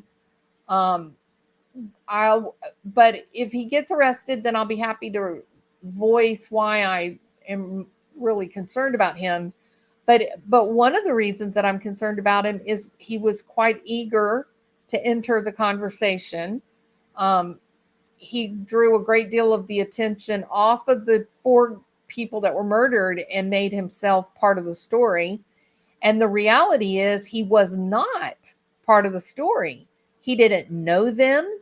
He didn't see anything. He claimed to have been asleep at the times that these murders apparently happened. He admits walking his dog and looking into the windows of the house. He seems irritated with the house, with the partying that was going on. He even makes the comment at one point, and he says, well, they don't have to follow the university rules, even though we're right here. That made me think, oh, really, Jeremy, did you file a complaint against them because of all the noise and the partying, perhaps? He was even able to point out another house on the street that was the second party house. So it does seem like Jeremy might have been a bit irritated with the partiers that were going on. You know what I mean? So that's just a couple of the reasons that I think that, but there's something else, and I don't want to talk about unless he ends up, getting arrested. No, you should not lie for your kids. No, because all you're doing is just raising a little psychopath. Kids need to experience the consequences of their poor choices because that serves as the foundation for not repeating those mistakes. It's easier for kids to learn how to manage emotional distress when they're younger and the stakes are not so high. How many little rich kids have we encountered in the true crime world who lost it and committed a heinous, heinous crime because they were emotionally distraught?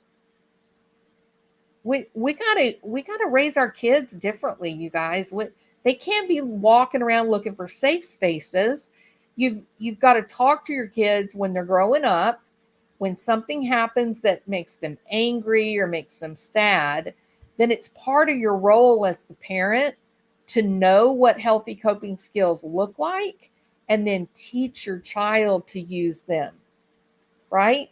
Talk to your child about the broken heart, that she was the only one or he was the only one that didn't get an invitation to the big birthday party, and all the other kids in the class are going to the birthday party and he's left out and doesn't know how to handle it. Don't sit around and throw hate at the other kids. Don't create a sense of anger. Make an alternate plan. Show the child that the good can exist at the same time as the bad. And then you take that child to go do something fun. You take them to go to a movie instead while the party's going on, right? You help them through it. You teach them how to take care of themselves, teach them how to self-soothe.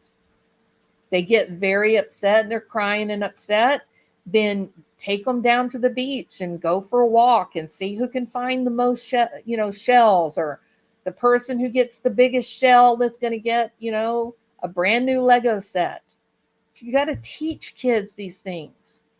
And it's a lot easier to teach somebody how to deal with frustration and anger and a broken heart when they're 9 years old, rather than covering up for them, protecting them. Don't let the teacher get on to them until finally they're, 21, 22, 23. The girlfriend breaks up with them and they lose it because they don't know how to manage their emotions.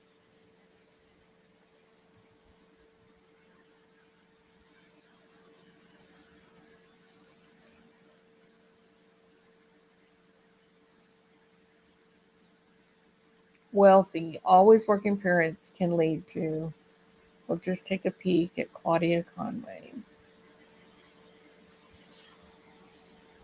Haven't seen their eyes yet.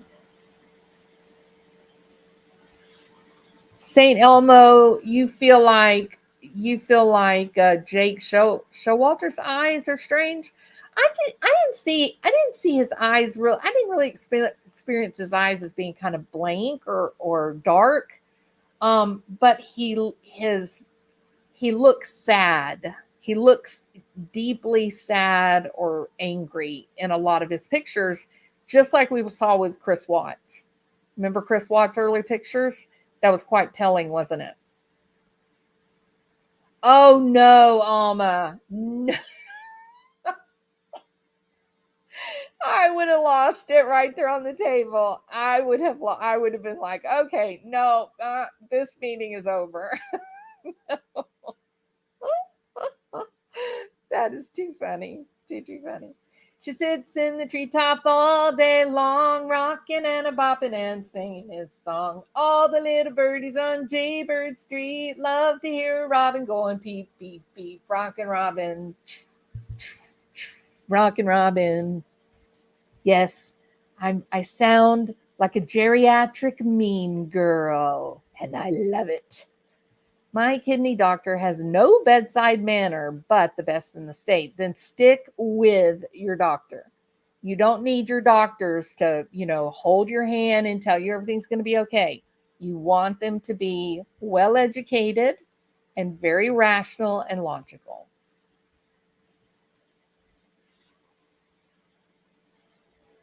Yeah, true, alt delete. Not everybody shares the same morals. True. Absolutely agree. Yeah, that would be weird, Alma. That'd be very weird. Maddie was adorable, feisty, and protective of her BFF. She was, absolutely. I thought it was hilarious when she said F you. I was like, ooh, little girl, get out there and get snappy. I fear a bit all the doctors with the public healthcare system. They tend to not do 100% at all times, and they are rude.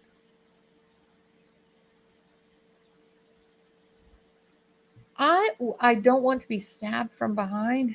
Oh, are you talking about Reagan? Yeah, that was kind of a weird comment, wasn't it? Yeah, I agree, hybrid. Great family.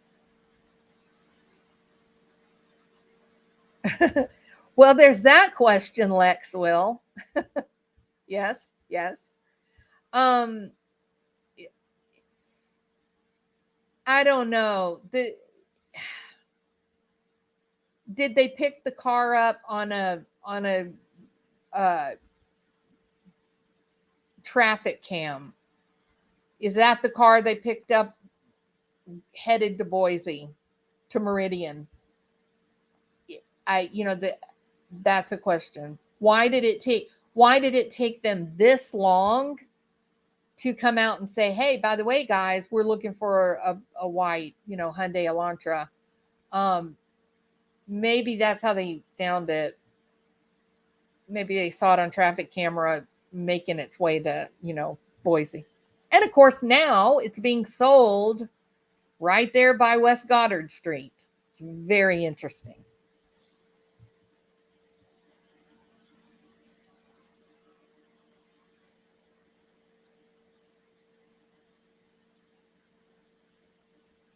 That's right, Kathy. Exactly.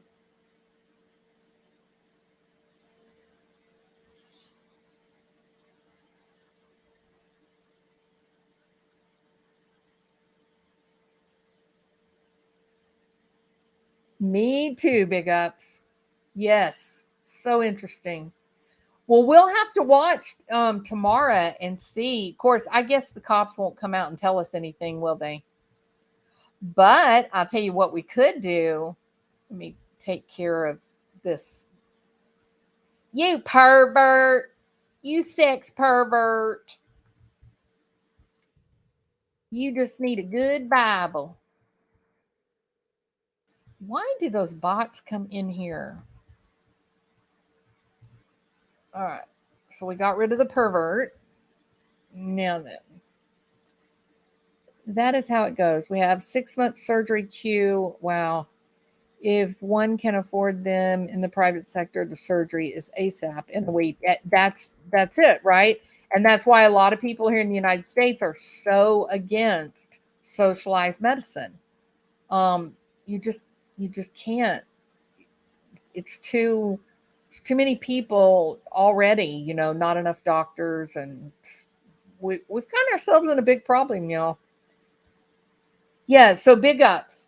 Let's say, okay, so y'all turned in the tip.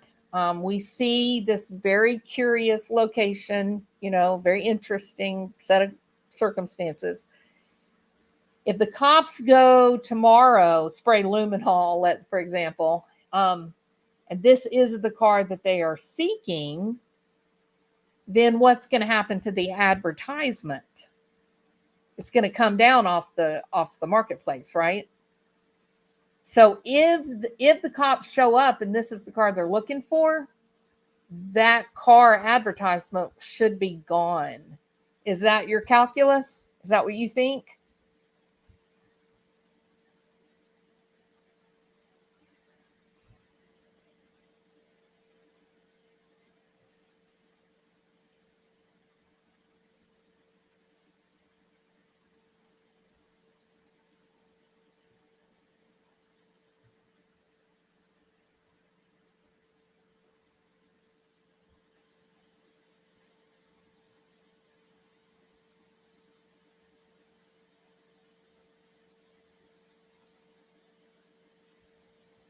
Whew.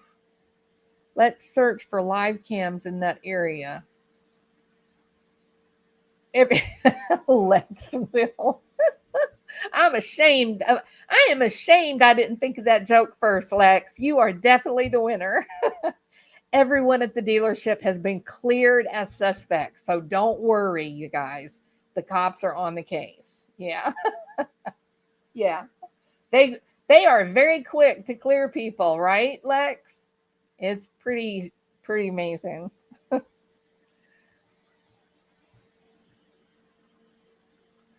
It would really be weird and evidence if that's the way any of the four died. Oh, I can't. The invisible cloak is the coolest thing ever, Alma. I want one so bad. I want one. The body cam footage from law enforcement. What did you think? Well, I think it's very interesting. I think there is no doubt that you can see the Idaho Force house. I think what we're looking at is the bathroom light that is across from Maddie's bedroom on the third floor. And I think that we can clearly see that light be turned off at probably sometime around 3:15 to 3:30. And it makes me wonder, did the did the perpetrator go into the bathroom and rinse off and wash, maybe throw dirty clothes into a trash bag to carry with him to destroy, but to clean the blood off, right? You can buy cut. Listen, when for hunters and people that like snow skiing and whatnot, you can buy these boot covers you put on the outside around your boot to stop melted snow from getting in and making your feet wet and whatnot.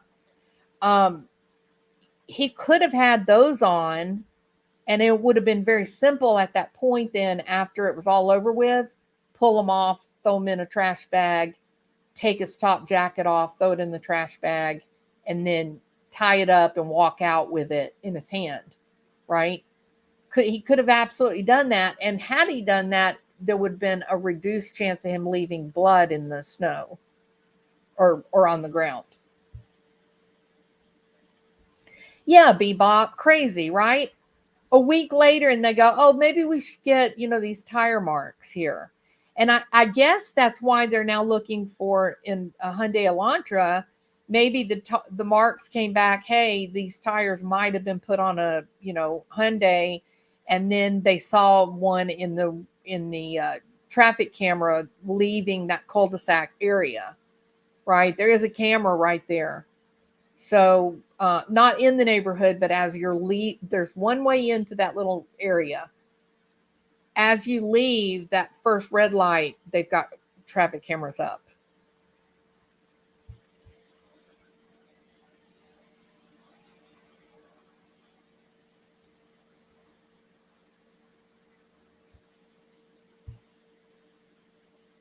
Hey, sassy investigator, welcome. Good to see you. Yeah, we are definitely we are a generation in decline. I say we're a nation in decline, but now that we're such a globalist entity, the middle class among all countries, the middle class is in decline. You've either the top of the middle class has jumped up into the uber wealthy, and then a great number of the lower middle class have gone down into poverty level. And so very few of us now sitting right in the middle, hanging on for dear life, right?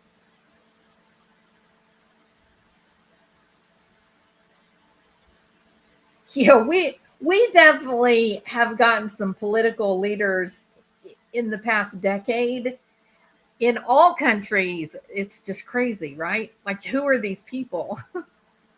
The photo of the GPS location was unreal. Yeah. Yeah. I mean, it's like, boom, there it is, right? It's amazing. Does anyone think that Jack should have spoken at the memorial for Maddie? That's a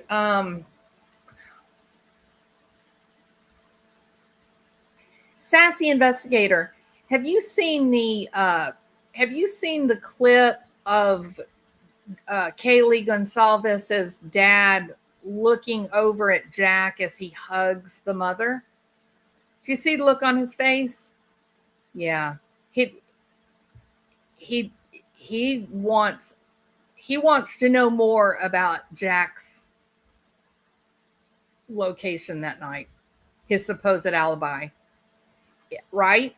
What did you think, Sassy? Did he look like he doesn't believe that Jack DeCour is altogether innocent? It was brutal. Thank you. In fact, you know what it looked like to me? It looked like to me he had this flash of anger, like maybe he wanted to go at Jack and he couldn't and he had to pull himself back. He looked really aggressive for a moment. Yep. And the mother and the daughter they cannot accept that Jack might have done something. They can't. They just can't. And the look on Jack's face was even more shocking, wasn't it? Did you see how big his eyes got? Oh yeah. Yes. Mr. Gonsalves he sent his message loud and clear to Jack. He surely did. If you're not subbed to Lana, please check her out. She's done great. She has. She's got some good work on this case. Yeah, it's such a story, isn't it? It's such a.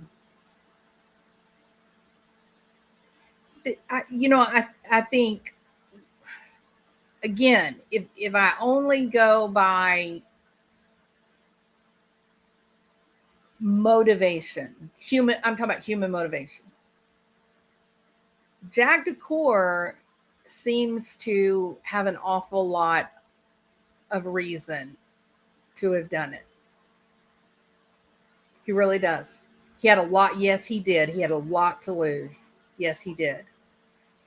And the mother and the sister, the very thing that they think makes it unlikely that he would ever harm Kaylee is exactly the thing that makes me think, yeah, maybe he did harm her, right?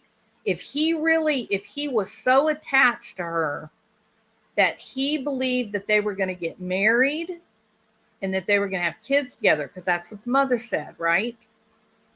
And not only is she breaking up with him, not only is she breaking up with him and taking his dog away, but she's driving to the complete other side of the country, Texas, no doubt, to move to one of the greatest college towns of all time, Austin, Texas. You've not experienced it, you gotta. It's pretty damn cool. So, here she was making a name for herself, already had a great job lined up in a great city with a great future ahead of her. And he was history. He knew he was history. Those phone calls, man, those phone calls are so ominous to me. You got both girls in the same bed. Why are they both frantically trying to call Jack? Right. How was Jack going to marry Kaylee when Kaylee didn't want to be married? When Kaylee's in Austin living her best life?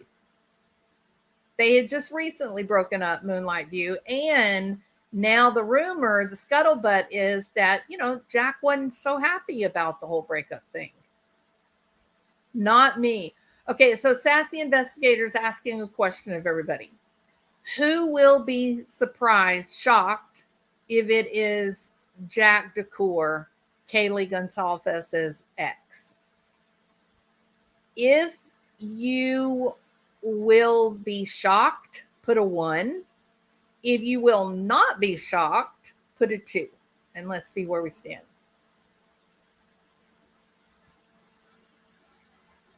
This is a song about Hedy Lamarr, erased by a world that made her a star.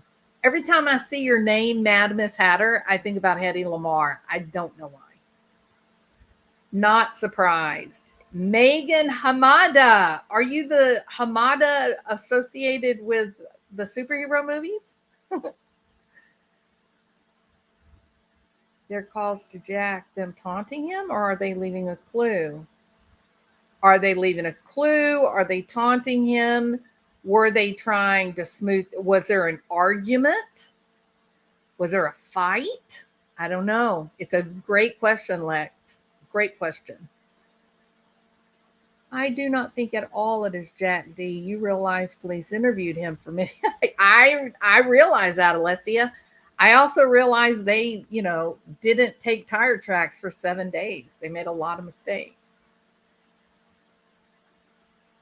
Wait a minute. Let's be clear about what Kaylee Gonsalves family said about Jack D. Okay, let's keep things factual.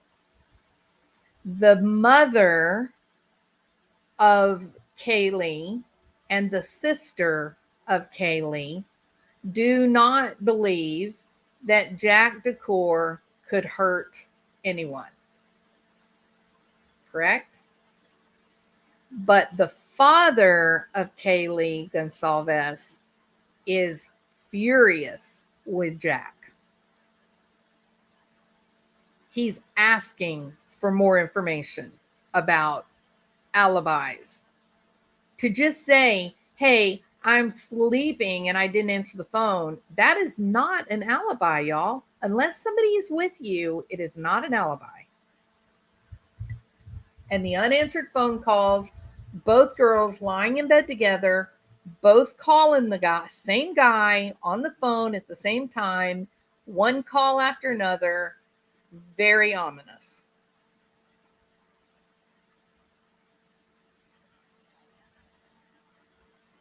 And Olivia said 1,000,000% Jack didn't do it.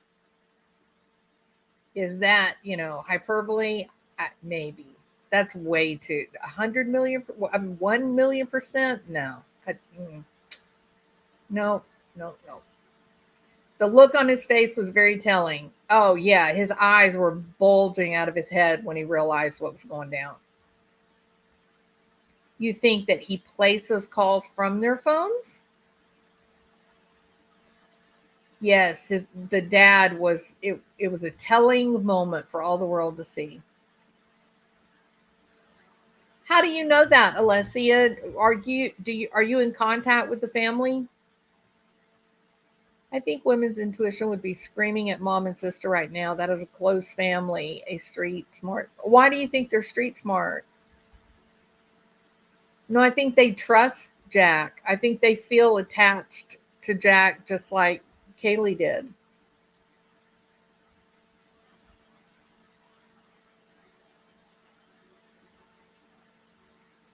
I'm not sure. No, I think you're wrong about that, Alessia. I think he's got a couple people that he doesn't know why the cops cleared so quickly.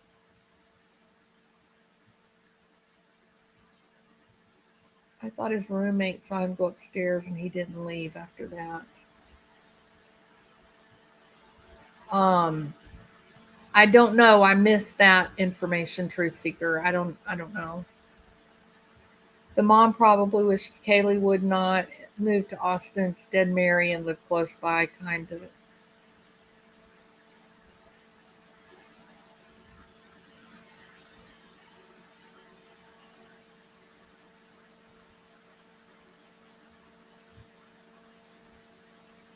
Well, that's what I said. Alt delete. Um, I felt like the photos of him in recent months, he doesn't look well. I agree. He does look incredibly thin, um, kind of unkempt, like something was going on. Yeah. Maybe he was threatening to unalive himself. Barrymore, if you did that, it's that we consider that abusive. When someone is using threats or suicide to manipulate others, that is definite emotional abuse. Maybe the girls were scared, and so calling him, yeah, makes sense. Jack at the grub truck. There were a couple things about Jack at the grub truck. Did he seem to you? Okay, first of all, Sassy, do you agree he was honed in on Kaylee? Like you had Maddie walking back and forth, and Jack never moved, correct? But as soon as Kaylee would begin to move to a new location, Jack was mirroring her move, the parallel moves. correct? So I think there's no doubt that his primary focus was Kaylee. The other thing that was the first thing that stood out was, yeah, he really is focused in on Kaylee. He doesn't care about what Maddie's doing at all. That was the first thing that stood out. The second thing that stood out to me was this. He's supposedly not with the girls other than to watch out for them. He's just being a great guy. This guy who's been kicked out of his fraternity, who's been kicked out of the corner bar, who's saying creepy things to girls and making them uncomfortable. Now he's got his white cowboy hat on and he's escorting them home for pure safety, right? Well, if that's the case, it's so early in the morning, right? They've all been out drinking and whatnot. Didn't he seem like he had a lot of energy? I mean, he seemed almost giddy as he's talking to Joe. He gets really animated, doesn't he? Like he was excited. Like he was excited.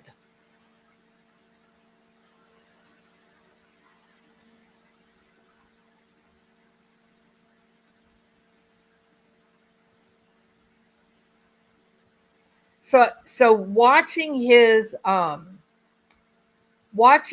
energy, he seemed amped up and happy. He seemed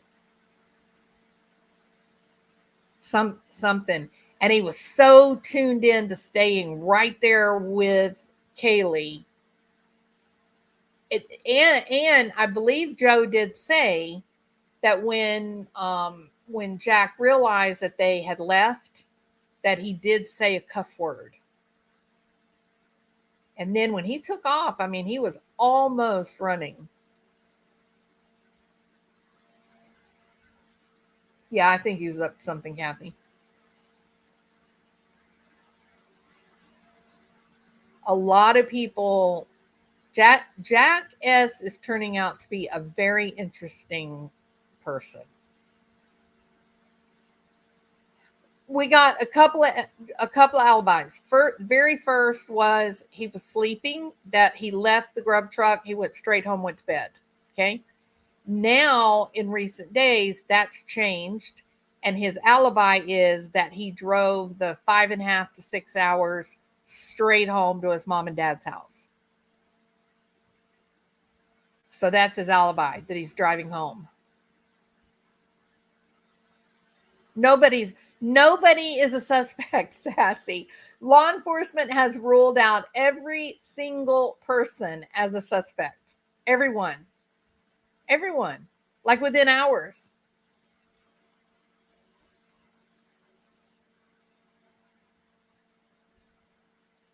I think he was excited to rip on the frat guy with Joe. Happy to bust on that guy. Well, yeah, maybe some bad feelings because he had been kicked out, right? Big Ups is qualifying. Everything said on this live is allegedly correct. None of us here have any special knowledge, insider information. We're just discussing the facts, the things that have been reported on by, mainstream media channels and other YouTube channels.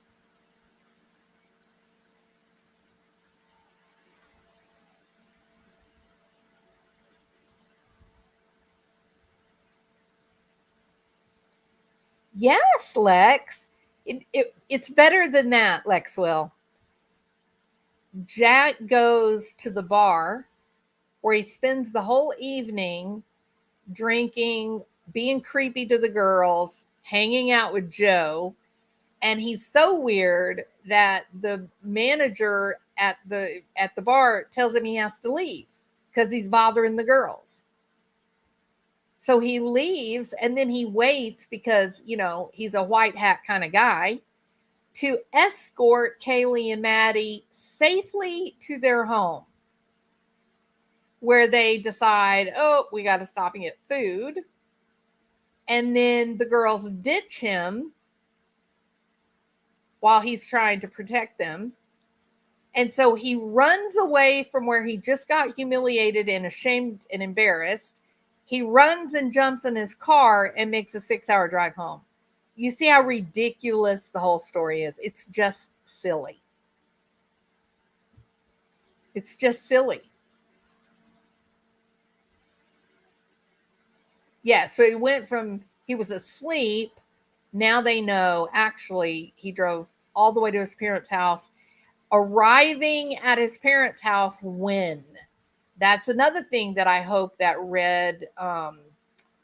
that Fiery Redhead and Big Ups can find out.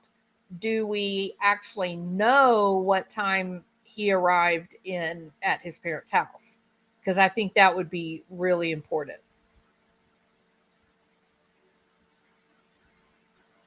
On the police body cam of the field, you can see the movement on the third floor and then the lights go out. That is the bathroom. The light that you can see, it does appear to be the bathroom that is right across from Maddie's bedroom. I think so, Sassy. I think so. His mannerisms were odd. Like I said, he seemed really excited.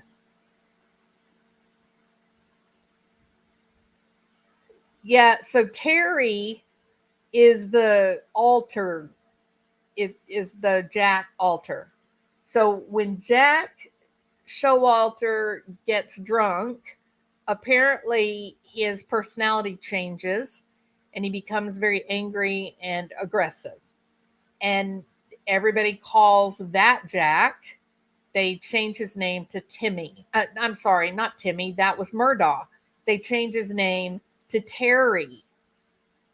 How weird is that? So I'd never seen that before.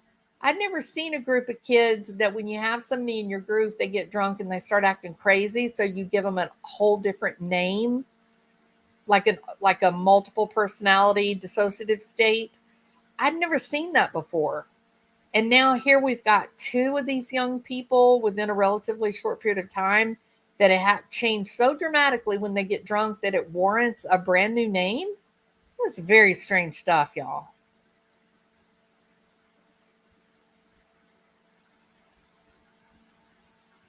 Alessia, you don't know if he is a loner. Clearly, he's not a loner. He was a member of a fraternity. Loners do not join fraternities. Oh, of course, St. Elmo. Yeah, I would agree with you.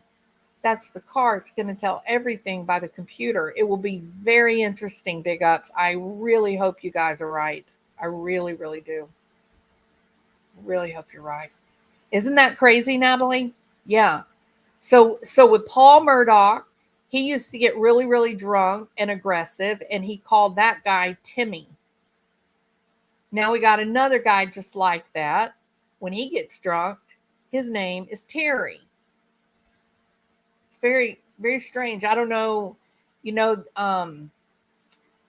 what was the name of that series where you had the serial killer that was going around killing bad guys? What was it? What's the name of it? Luther? No, not Luther. Anyway, does it have something to do with that maybe? Third person psychosis when angered or drunk or losing himself? No, I think it's just Dexter. Thank you, Ms. Hamada. Yes, Dexter. Is this coming from Hey Jetta from Texas? Um, is this something that went on with the Dexter series? Did he have a different name for himself when he was in serial killer mode? Yeah, let's blame it on Terry. Yeah, he should have come up with a creepier name than Terry. Like, let's face it, little Timmy, that's kind of a freaky name for a little ginger who gets really drunk and aggressive.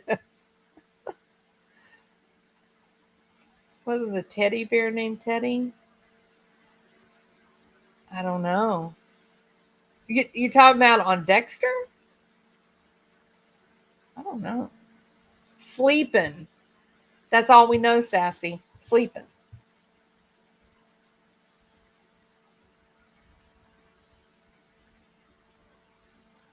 Dark passenger was what Dexter called his dark side doing things. See, there you go. There you go. Okay, so it did come from Dexter, given the an alternate name, like it was an entirely different person. There you go. Terry for terror. Hmm. You guys are freaking me out. Y'all's brains are dark and spooky places. I have a horrible feeling about Jack S. I don't know.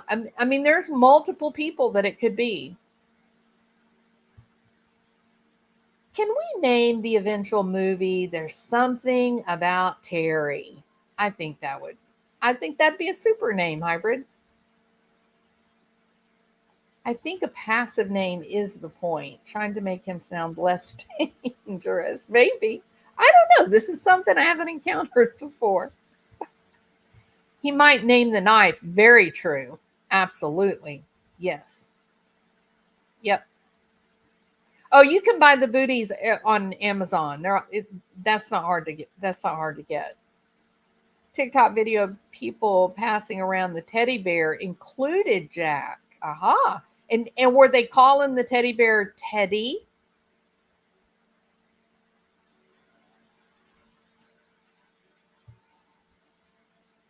I'm the same sassy investigator. Yes. This is what happens. This is what happens to good moms when their good children grow up and go away and have successful lives, and we're left to say, what next? I know. I'll join the super sleuth community on YouTube. We have fun though, right, Sassy? Teddy bear was named Teddy or Terry.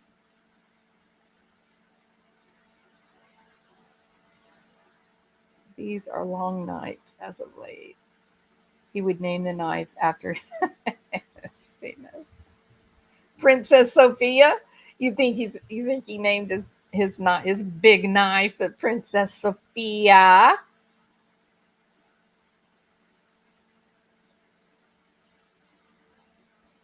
It really is sassy. That we've had some there this this whole YouTube true crime thing, there have been some really unbelievable cases. Really, really crazy things. Ah, thank you. Alt delete. Natalie.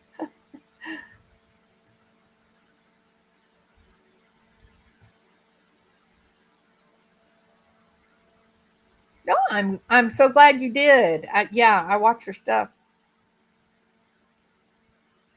Probably was a planned trip for the parents, but was it for Jackass? Way too much speculation. Don't know. Jewel, white screen, white text. I can't read live chat, or is it just me? It's you, Jetta from Texas. You need black text on white screen. This is a pretty crazy one. I thought the Kylie Rodney case was really pretty crazy. This takes cake. This is big. This is a big case.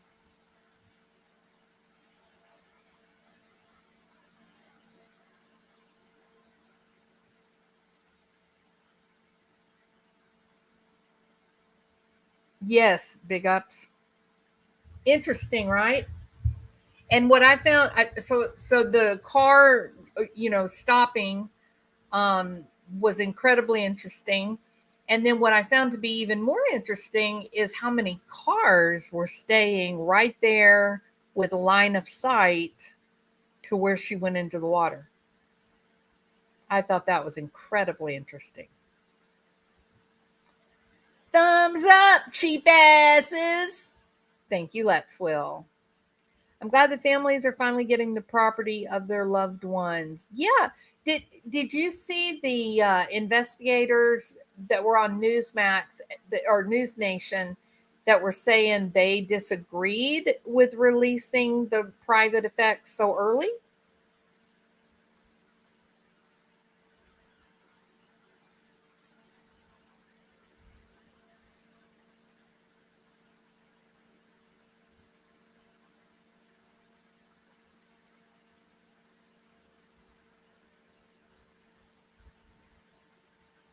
Yeah, with so much activity after she went in the water, made me kind of nauseated.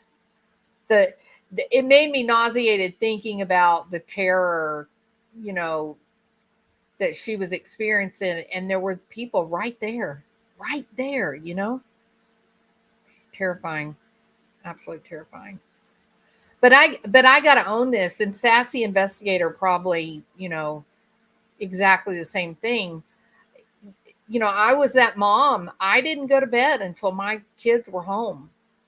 I waited till they were back in the house. Um, and of course, because they were kids, there were some nights, thankfully not a lot.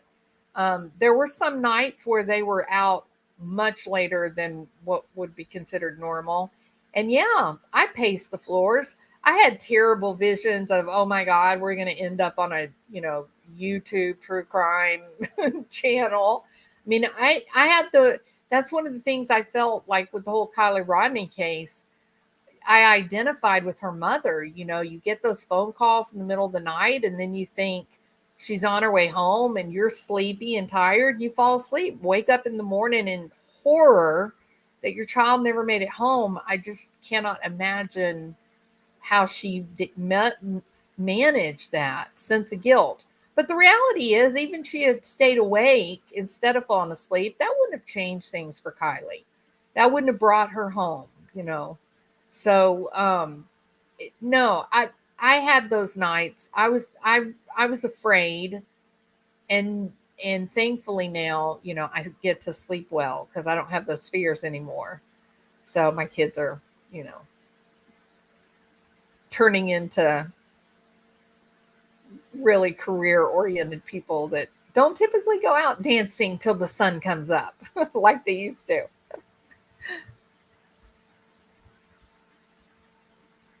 Oh yeah, it was so sad. It was so sad.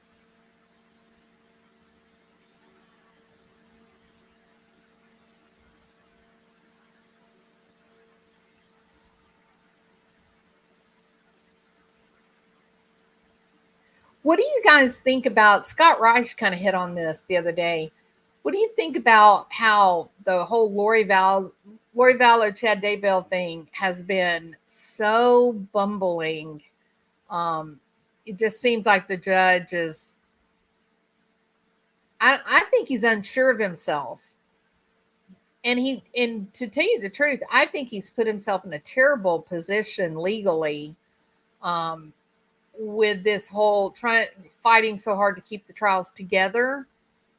I think the judge is going to have a real problem now, come January or February. I think there's going to be trouble trying to balance. One of them wants a speedy trial, the other one says no, I don't. One of them wants to have severed, trial. The other one is doing everything she can to not go to trial at all. Um, it, this is going to blow up in his face. I think he inexperience. But now when we see what's happening again in Idaho, where this case is being appears, let me say it this way, my opinion, not even my opinion, it seems like to me, as a neophyte, someone who doesn't know anything about, cops, it seems like they haven't really responded as efficiently as they could have. Do you think Idaho just needs some better training?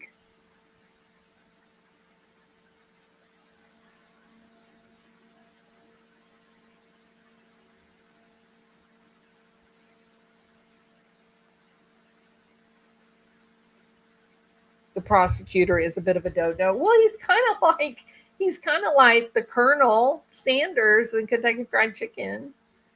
They're talking about Melanie knowing what was going on all along. Oh my gosh, Sassy. I can't even understand how Melanie hasn't been arrested. Honestly, it just, the way that she talked to those investigators, I thought to myself, she is completely manipulating you guys, and y'all have no idea she's manipulating you. Yeah, it's very strange. That was, yeah.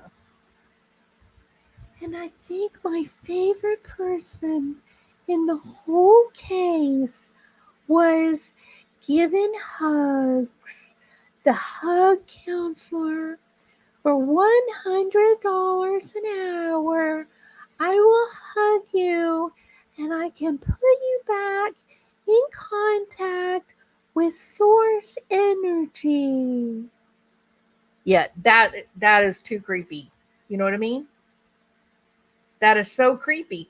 I don't know how these people, I don't know how the cops took any of them seriously. What is she? Oh, this week she's conjuring up earthquakes, right? And then the next week she's charging $100 an hour to be a hug therapist. It's the Melanie was at those meetings where they were praying for bad things to happen to people. She was there. All these people were there. They should every one of them should be arrested, including the warrior man himself. I think the warrior man is probably he's probably the guy in the middle that, was running the whole thing. Big Up said free hugs t-shirt. That's a very good idea, Big Ups.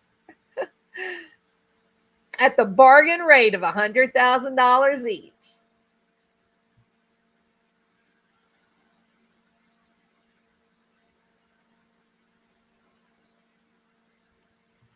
Bebop says, I'm thinking Idaho is worried about future student population. Maybe I'm wrong, but it kind of feels that way. Well, okay. So no, I think you're probably very, I would say yes. That is, I get what else could it be, right? I think you're right. I think there's this political move, these political decisions being made of, well, we've lost those 4, we can't do anything about it, and we don't want kids and their parents to get scared away. We need that tuition money coming in. We don't want our local economy to tank because we don't have kids renting, housing. So sure, I think there's no doubt about that. But isn't that incredibly dangerous and short-sighted when you have a young woman who was stabbed to death in her bed in February, and now here we are in November, and you got 4 kids get killed?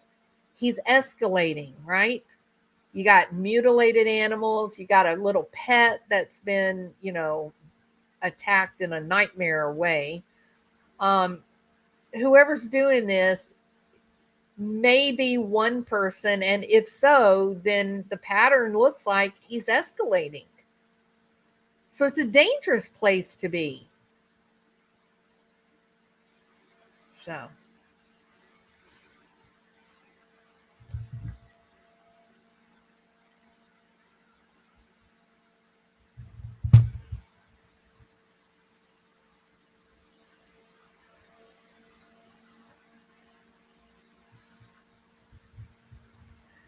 I'd like to say that Joe has a child.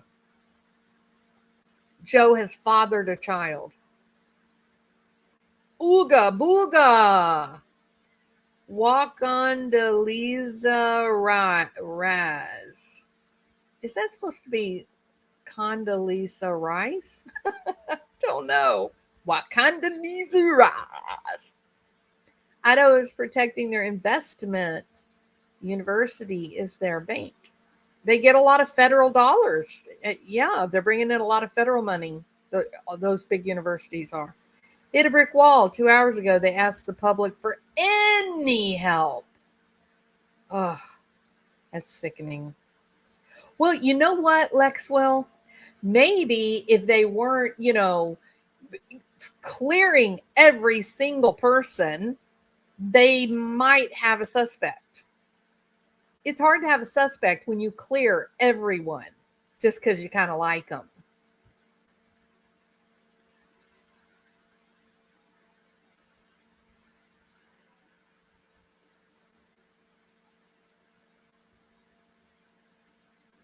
Deep down, I feel like this case goes way deeper. Really, Jen? It, so, I think you're not the only one. I think there are other people that think that because there is this story getting passed around, something about dealing fentanyl, right?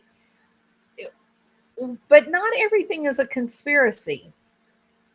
I definitely felt like in the Kylie Rodney case that they were definitely trying to protect some kids. I did think that. Um, but in this case, no, I think it's one of two things.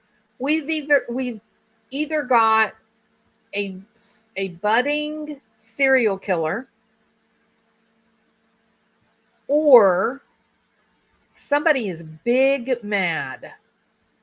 Somebody got their feelings hurt, their manly, ego, and they acted out in rage.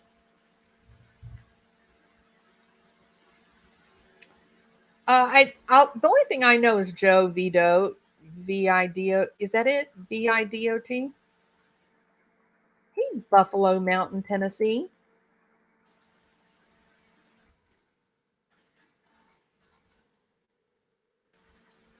Fargo.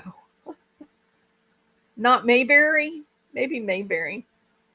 Thank you, Jules. My hypothesis is tied to social media like TikTok and foreign influence. So you think they were attacked by an unconnected, unrelated person to them, a stranger, a true victim crime. Rocky Top, you'll always be home, sweet home to me. Good old Rocky Top, Rocky Tennessee, Rocky Tennessee.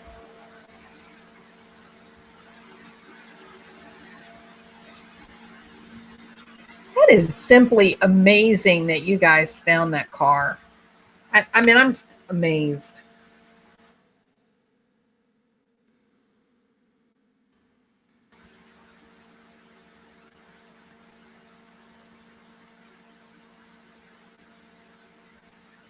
Top standing in line, eclipse and never get in. Driven 108,000 miles.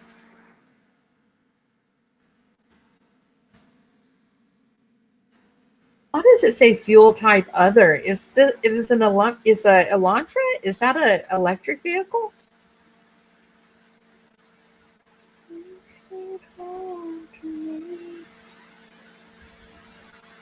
Excellent condition. Shimmering white mica, 2012 Hyundai Elantra. 6-speed automatic with overdrive. Seller information is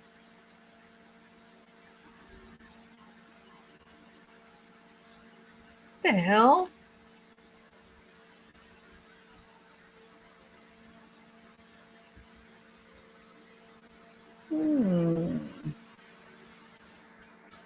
Come on, Jeff. Spill the beans. Who brought that car in for you to sell? You better be calling.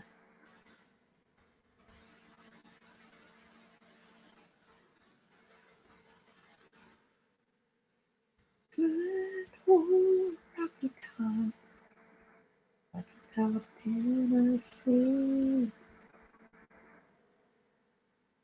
Wow, you can buy a 2007 Hummer H2 for $17,000.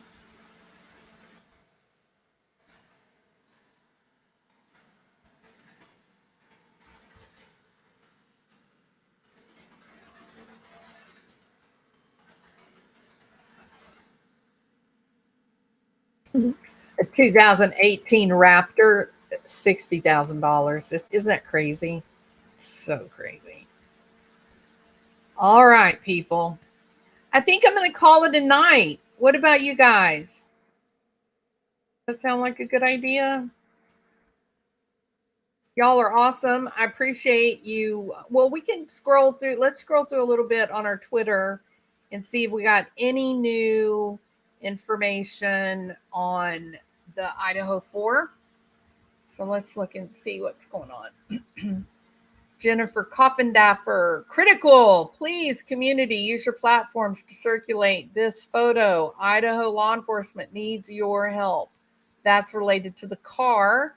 And I believe that Big Ups and Fiery Redhead has already solved the mystery of the Hyundai Elantra.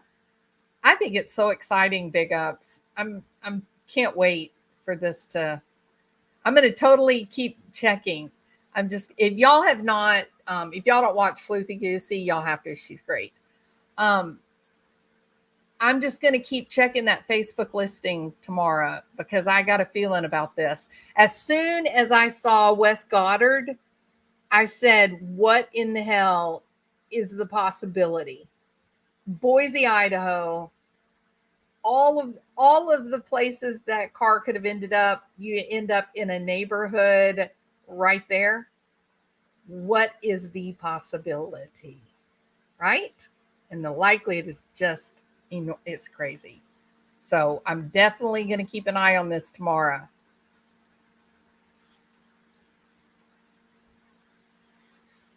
I keep thinking about this guy. Ted Bundy did not know the victims he bludgeoned at the sorority house. No, but he was angry. He was mad at girls. He was the original Elliot Rogers, wasn't he?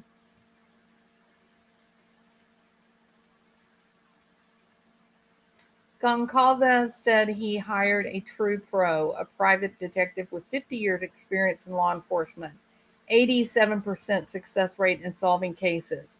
He said he has spoken with several attorneys to help him force Moscow Police Department to release information it has about the murders. You know, I think he may have hired. Do y'all have any guesses on who the private investigator is?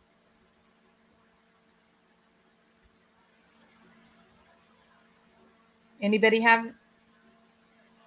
Oh, I can't wait for the GPS. Right. I'm telling you, Big Ups, y'all did it. Y'all. I feel good about this whole thing related to the Elantra.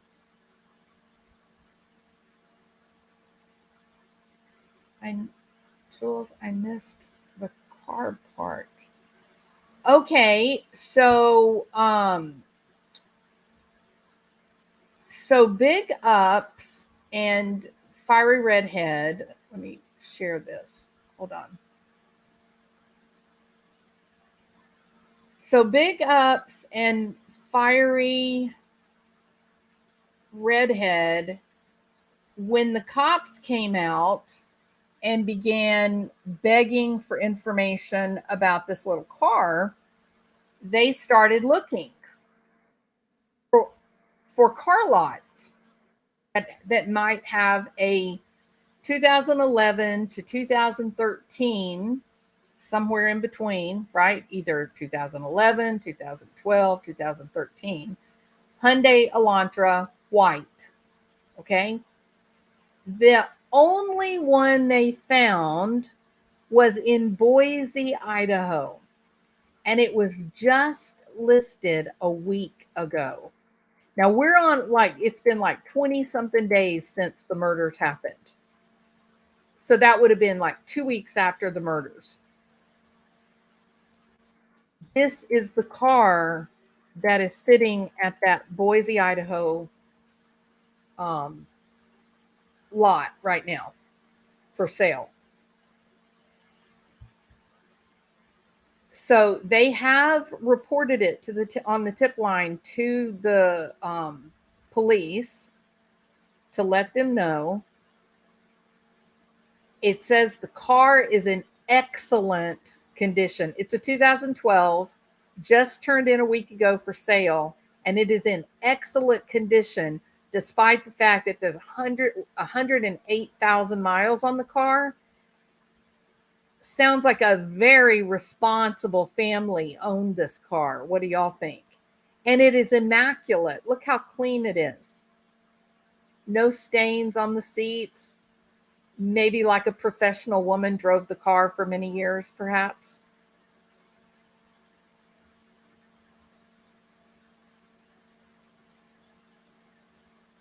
And then, as me and Big Ups and Fiery Redhead are looking at this thing, and we're wishing that we could press the buttons to this GPS and get into the memory.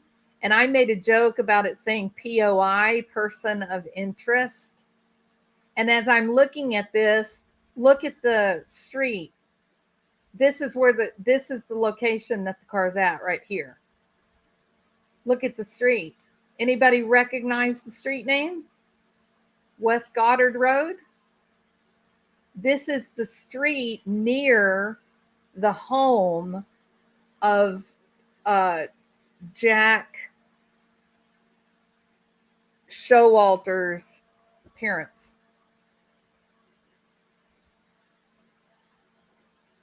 I mean, you can't make it up. It's crazy. It's just shocking.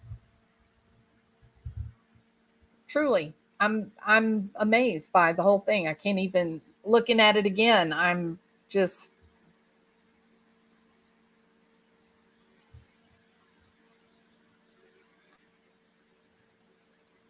and then I was gonna, let's see, Google, and this is West Goddard, Boise, Idaho. Directions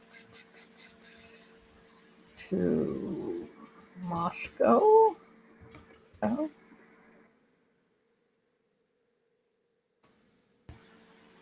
And there's your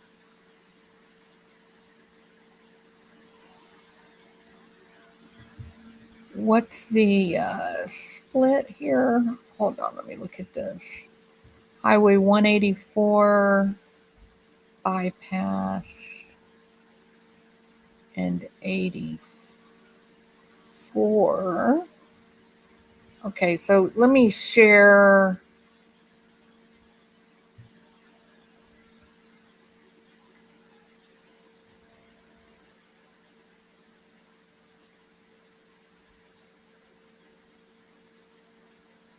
Near Boise State University.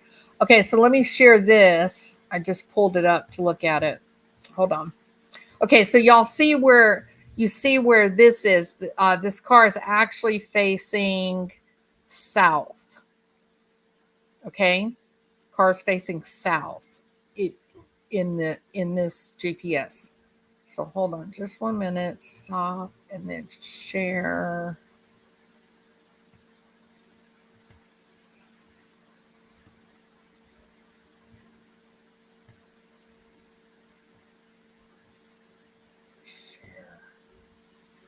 Okay, so what I have here, let me make sure you guys can see this before I start talking. Hold on. And you can. All right. What is the chance the radio picture display is 2 blocks from the parents' home? Hey, coincidence, Big Ups. Coincidence. Nothing to see here. Move along. They've already been cleared. It's just silly. Okay, so here we go. All right. So here's Moscow up here at the top here. And then approximately 5.5 to 6 hours later, you arrive down here in Boise, Idaho, which is where Jack Showalter's parents live. Okay. He has 3 different main highways he could have gone, but there's some smaller highways he could have taken. But the most direct route would have been 5 hours and 19 minutes. Another alternate route could have been 6 hours and 22 minutes. And if you really wanted to throw things off, it could have been approximately 7 hours. Okay. The Nez Perce Reservation is the fastest way through. And it gets him right there on the edge of that national forest, which might make it easy to dispose of knives and, things like that. Now, here's the part that I want to pay attention to. I want to go down to Boise, and we're going to open up right here. Now, the reason that I'm put in West Goddard Road is because the parents, I'm not going to dox where their house is or what their exact address is, but just trust me, we're their house is somewhere in here. Okay, that's all I'm going to say. We're in the vicinity. Okay, somewhere in the vicinity here. What you're looking at on that car is this area right here. This Y. So there's the 180. I said the car was looking south. No, the car is actually pointing east. So there's the 184. And then here's the 85. And so that car lot is somewhere here. Right? And the home is somewhere over here. We're talking about, let's see, 1, 2, 3, 4, 5-ish, 6-ish, somewhere between 2 blocks and 5 blocks is this white 2012 Hyundai Elantra, just put up for sale 7 days ago, 108,000 miles in excellent, immaculate condition. And it's a couple of blocks from Jack Showalter's parents' house. Does anybody have an opinion or something they want to say? Kathy says, probably someone dispatching friends to go buy the car immediately. I hope the cops are there already. That's all I got to say. And it's right there in plain sight. Isn't that how they do it? Well, because of that, it's the narcissism, right, Big Ups? It's the narcissism. This kid has probably been getting away with stuff his whole entire life. He's probably legitimately gotten away with things, without much trouble. Are there any close by private or county airports? Yes. Funny you should ask, Jen. Funny you should ask. Let's look at this. I believe we have an airport. I found one the other day. Here's the airport.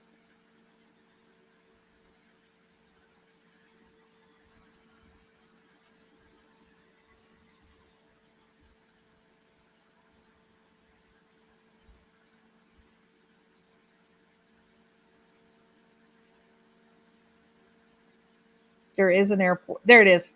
Boise Airport right there. Right there. Dump the car at the car lot here. Grab an Uber to the airport. And you're gone. So interesting.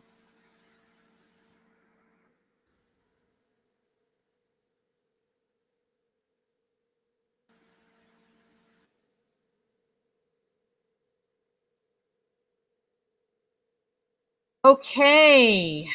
Let's see what else you guys are talking about.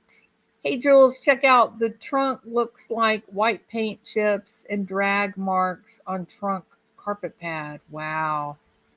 In an immaculate car, huh?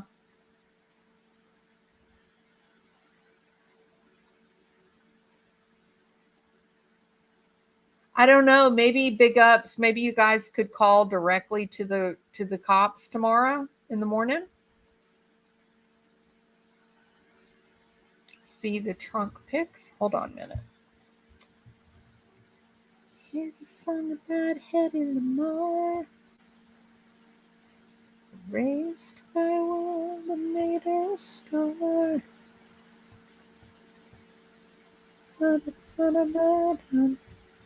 Here we go.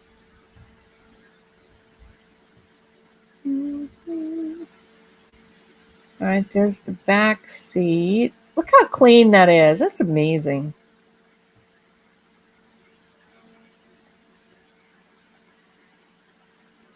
Oh, that's not so clean, is it?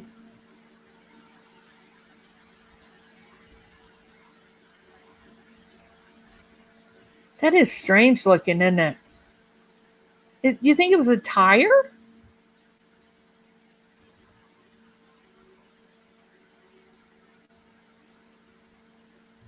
Huh.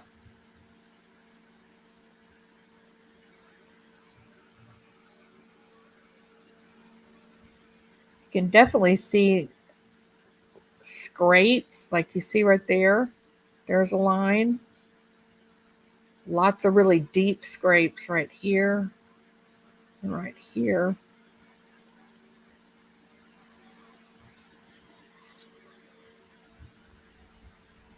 That looks stained right here. That looks stained. See right there? Y'all see that dark? That doesn't look good.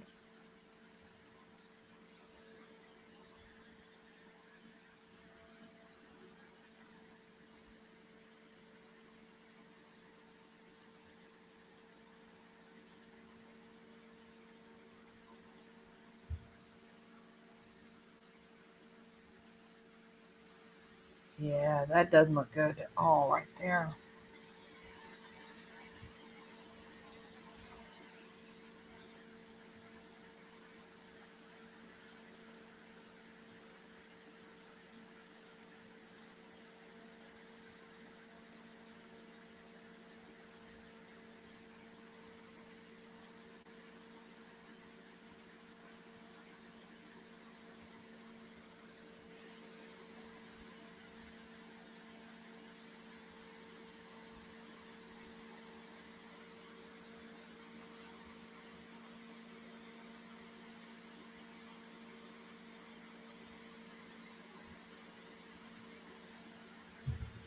Definitely looks like something brown. This looks pretty gross here, but that could have been from the chains, right?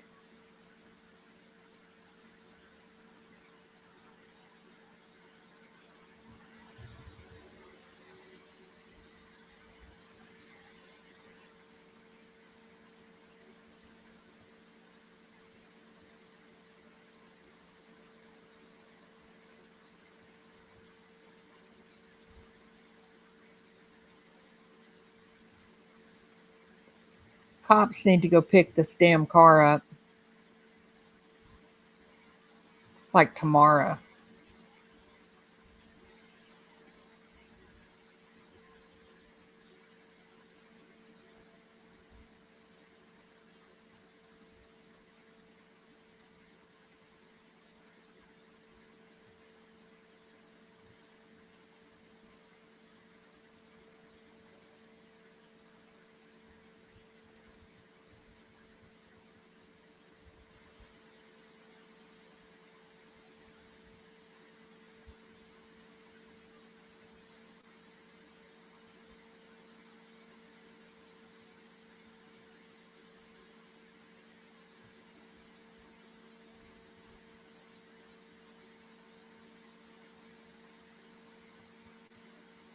All right, that's it.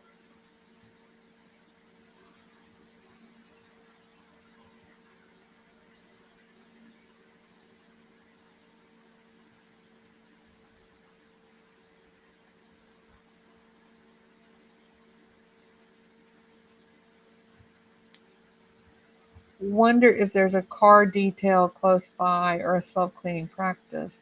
I would think probably the lot that's selling the car probably detailed it, wouldn't you?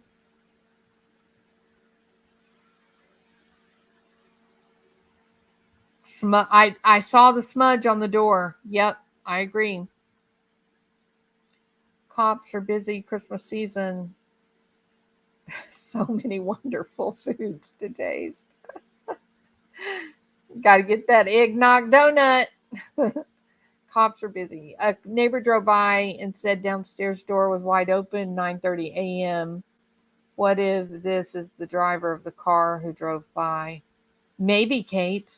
Maybe. If the hoodie guy would want to clear himself, he could come out and say publicly, I gave my DNA voluntarily to law enforcement and do it, but has he done so instead, maybe going instead to Africa? Agreed. Yeah. No, it's a Facebook ad. No, Vin. Not unless you needed to get rid of evidence first. The engine was very clean, wasn't it?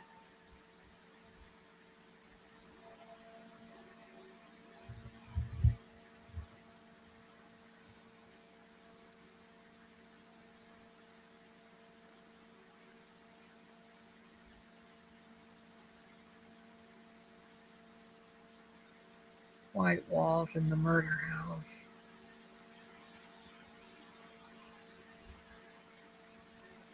Hey, hey, my channel, I sing when I want to. Does it have a VIN number? All right, peeps. Let's see if I missed anybody here.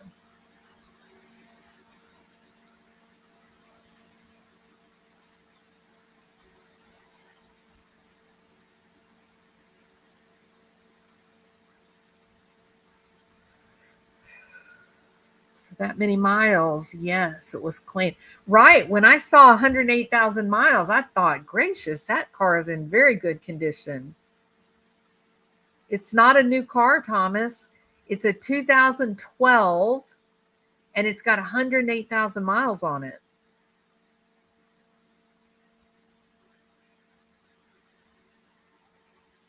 It was a great find. Yeah, I agree, Willow. Yep, absolutely.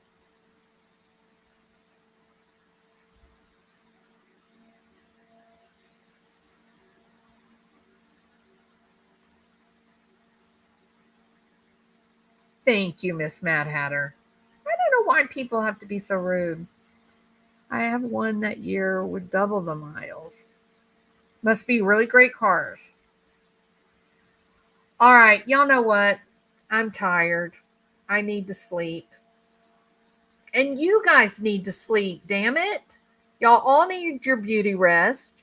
Your brains will thank you in the morning if you get enough sleep. Come on, tighten up, people. Let's get healthy here. All right? But besides, it's almost midnight and nothing good ever happens after midnight. You know what I mean?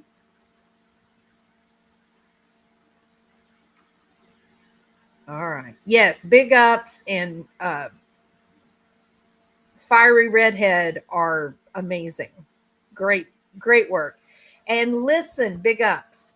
We got to figure out if Joe and Jack had a possibility that they grew up in the same area. We need to figure out, is there a connection there? Because that one picture, it does look like a younger Jack with one younger Joe. They look like they're in a picture together. All right. Okay. So enough of our wild speculation, among other things. Thank you, Denise. I appreciate you. I'm just going through my head. What do I want to sing as I begin to leave? I'm trying to think. Yes, Fiery Redhead is amazing. It's great work. Let's see. What do I want to sing just to irritate?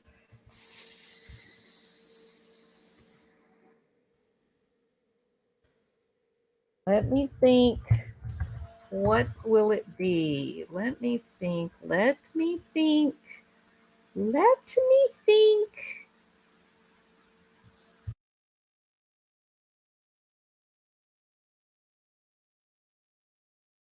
Oh, I have the perfect one, I believe. I think I have the perfect one. I think I have the perfect one. Get ready. We're all about to sing together. You remember in your young and wild days when you used to close down the bar?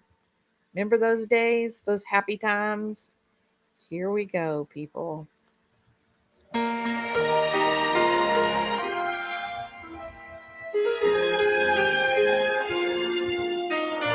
Oh, that's not the song. Come on.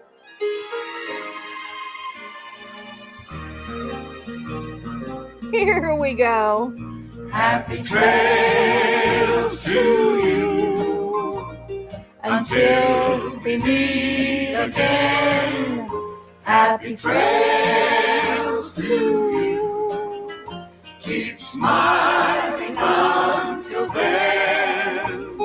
Who cares about the clouds if we're together? Just sing a song and bring the sunny weather. Happy trails to you till we meet again. Some trails are happy ones, Others are blue. it's the way you ride the trail that counts. Here's a happy one for you. Yeehaw! Happy trails to you. This is dedicated to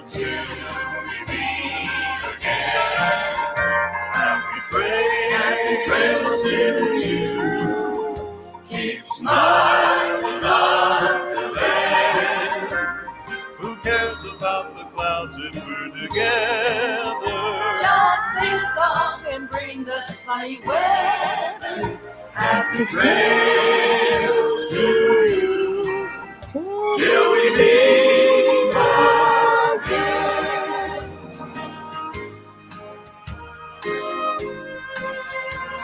Kate is already asleep. Roy Rogers. Feisty redhead saying the damn song woke me up.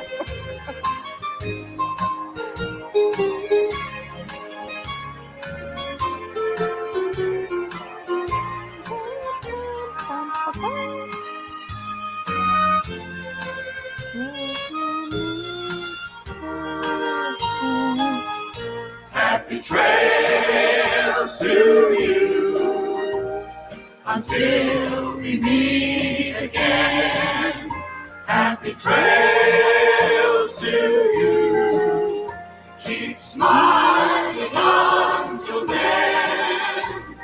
Who cares about Hybrid the clouds if we're voices. together? Just sing a song and bring the sunny weather. Happy trails to you till we meet again. Happy trails to you. Now, wasn't that worth it? Wasn't that worth it to stick it out right here to the very end, right? And I know that is listening right now. I could just see sitting there tapping the little foot along, listening to the happy music. All right. Go to bed, everybody. Why are you still here? Go to sleep. You got to be, you know what? You got to get up early in the morning. The early bird gets the worm. All right. Besides, y'all all need your beauty sleep. You know what I mean? See you later. Bye.